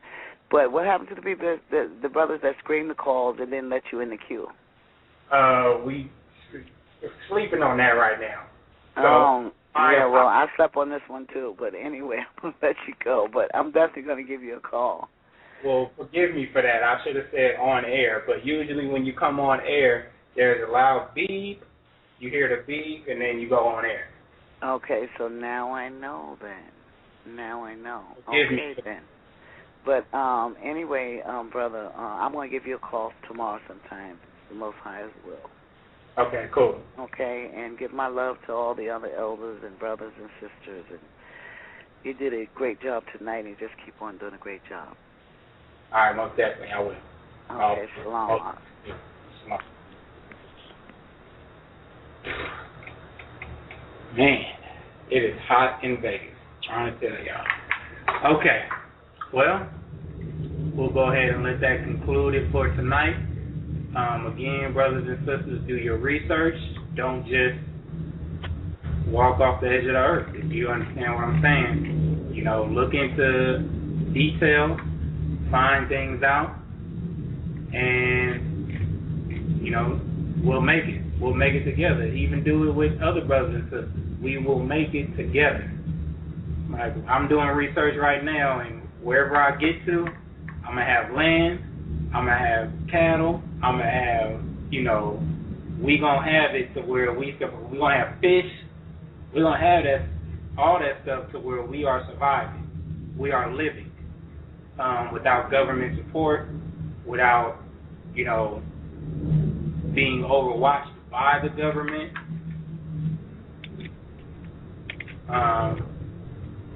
We'll have those things. So that's plans that I've made, just to ensure myself that I will survive through a lot of different things. Because what's going to go down in the cities during these end times is going to be a tough time, especially fall of economics. All right? So let's get this last scripture, and then we'll call it a night. End it with a few songs. If y'all got more questions, we'll pull you back in. Let's end this with Proverbs chapter 16, verse 9. Proverbs chapter 16, verse 9. A man's heart deviseth his way, but the Lord directeth his steps. All right. Keep reading. Wait, hold on a second. That was Proverbs 16, verse 9, right? Yes, sir. Yeah. see. I don't have my other Bible. Okay, yeah. Read verse 7. All right. Proverbs chapter 16, verse 7. When a man's ways please the Lord, he maketh even his enemies to be at peace with him. So we know all these wars about to go down in the earth. If we know what pleased the Most High is definitely in your faith, right? In your faith. So go to 2nd Esdras. 2nd Esdras chapter 16. I'm trying to look for these scriptures here. Chapter 16, verse 70. Start at 70. Yeah, start at 70. All right, one moment here.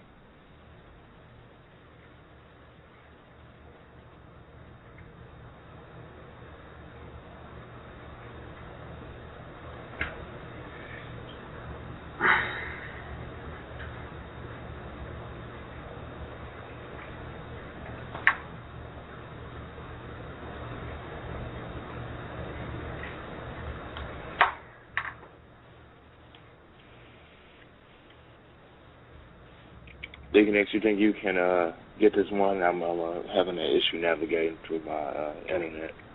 Yeah, no problem. 2nd Esdras chapter 16 verse 70 says, "For there shall be in every place in the next cities a great insurrection upon those that fear the Lord." So what he's saying is, everywhere in the world, this is what's going to go down. It's going to be an insurrection to those. Well, in those cities, it's going to be an insurrection for those that fear the Most High. And an insurrection means you're going to be kicked out of your house. That's what's going to happen. People are going to be kicking out of their house, and they're going to know right after this. Here it says, "They shall be like mad men, sparing none, but still spoiling and destroying those that fear the Lord." This is what's going to go down. "But they shall waste and take away their goods and cast them out of their houses." So you're going to be thrown out of your house. Then shall they be known who are my chosen, and they shall be tried as the gold in the fire. So they shall be tried like gold in the fire. And that's why you have to know your faith.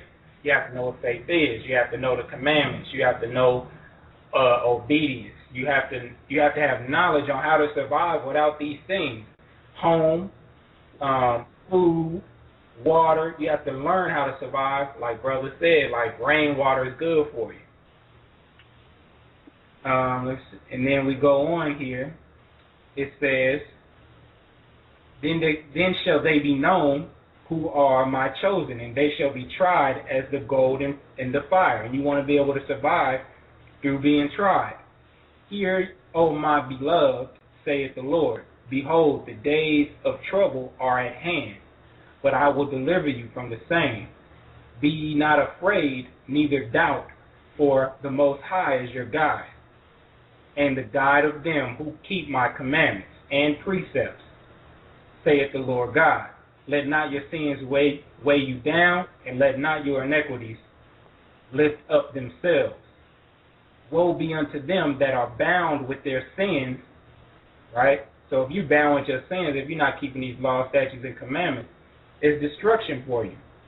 "And covered with their iniquities, like as a field is covered with brushes, and the path thereof covered with thorns, that no man may travel through." All right? So y'all be blessed, and keep them laws, statutes, and commandments. Shalom. And the Lord said, I have surely seen the affliction of my people, which are in Egypt, and have heard their cry by reason of their taskmaster, for I know their sorrows. And I am come down to deliver them out of the hand of the Egyptians, and to bring them up out of that land unto a good land, and a large, unto a land flowing with milk and honey, unto the place of the Canaanites, the Hittites, and the Amorites, and the Perizzites, and the Hivites, and the Jebusites. Now therefore, behold, the cry of the children of Israel is come unto me, and I have also seen the oppression wherewith the Egyptians oppressed them. Come now, therefore, and I will send thee unto Pharaoh, that thou mayest bring forth my people, the children of Israel, out of Egypt. And Moses said unto God, Who am I, that I should go unto the Pharaoh, and that I should bring forth the children of Israel out of Egypt? And he said, Certainly I will be with thee, and this shall be a token unto thee, that I have sent thee when thou hast brought forth the people out of Egypt. Ye shall serve God upon this mountain. And Moses said unto God, Behold, when I come unto the children of Israel, I shall say unto them, God of your fathers hath sent me unto you. And they shall say to me, What is his name? And what shall I say unto them? And God said unto Moses, Ahaya, Ashar, Ahaya, I am that I am. And he said, Thus shalt thou say unto the children of Israel, Ahaya hath sent me unto you. And God said moreover unto Moses, Thus shalt thou say unto the children of Israel, The Lord God of your fathers, the God of Abraham, the God of Isaac, and the God of Jacob, has sent me unto you. This is my name forever, and this is my memorial.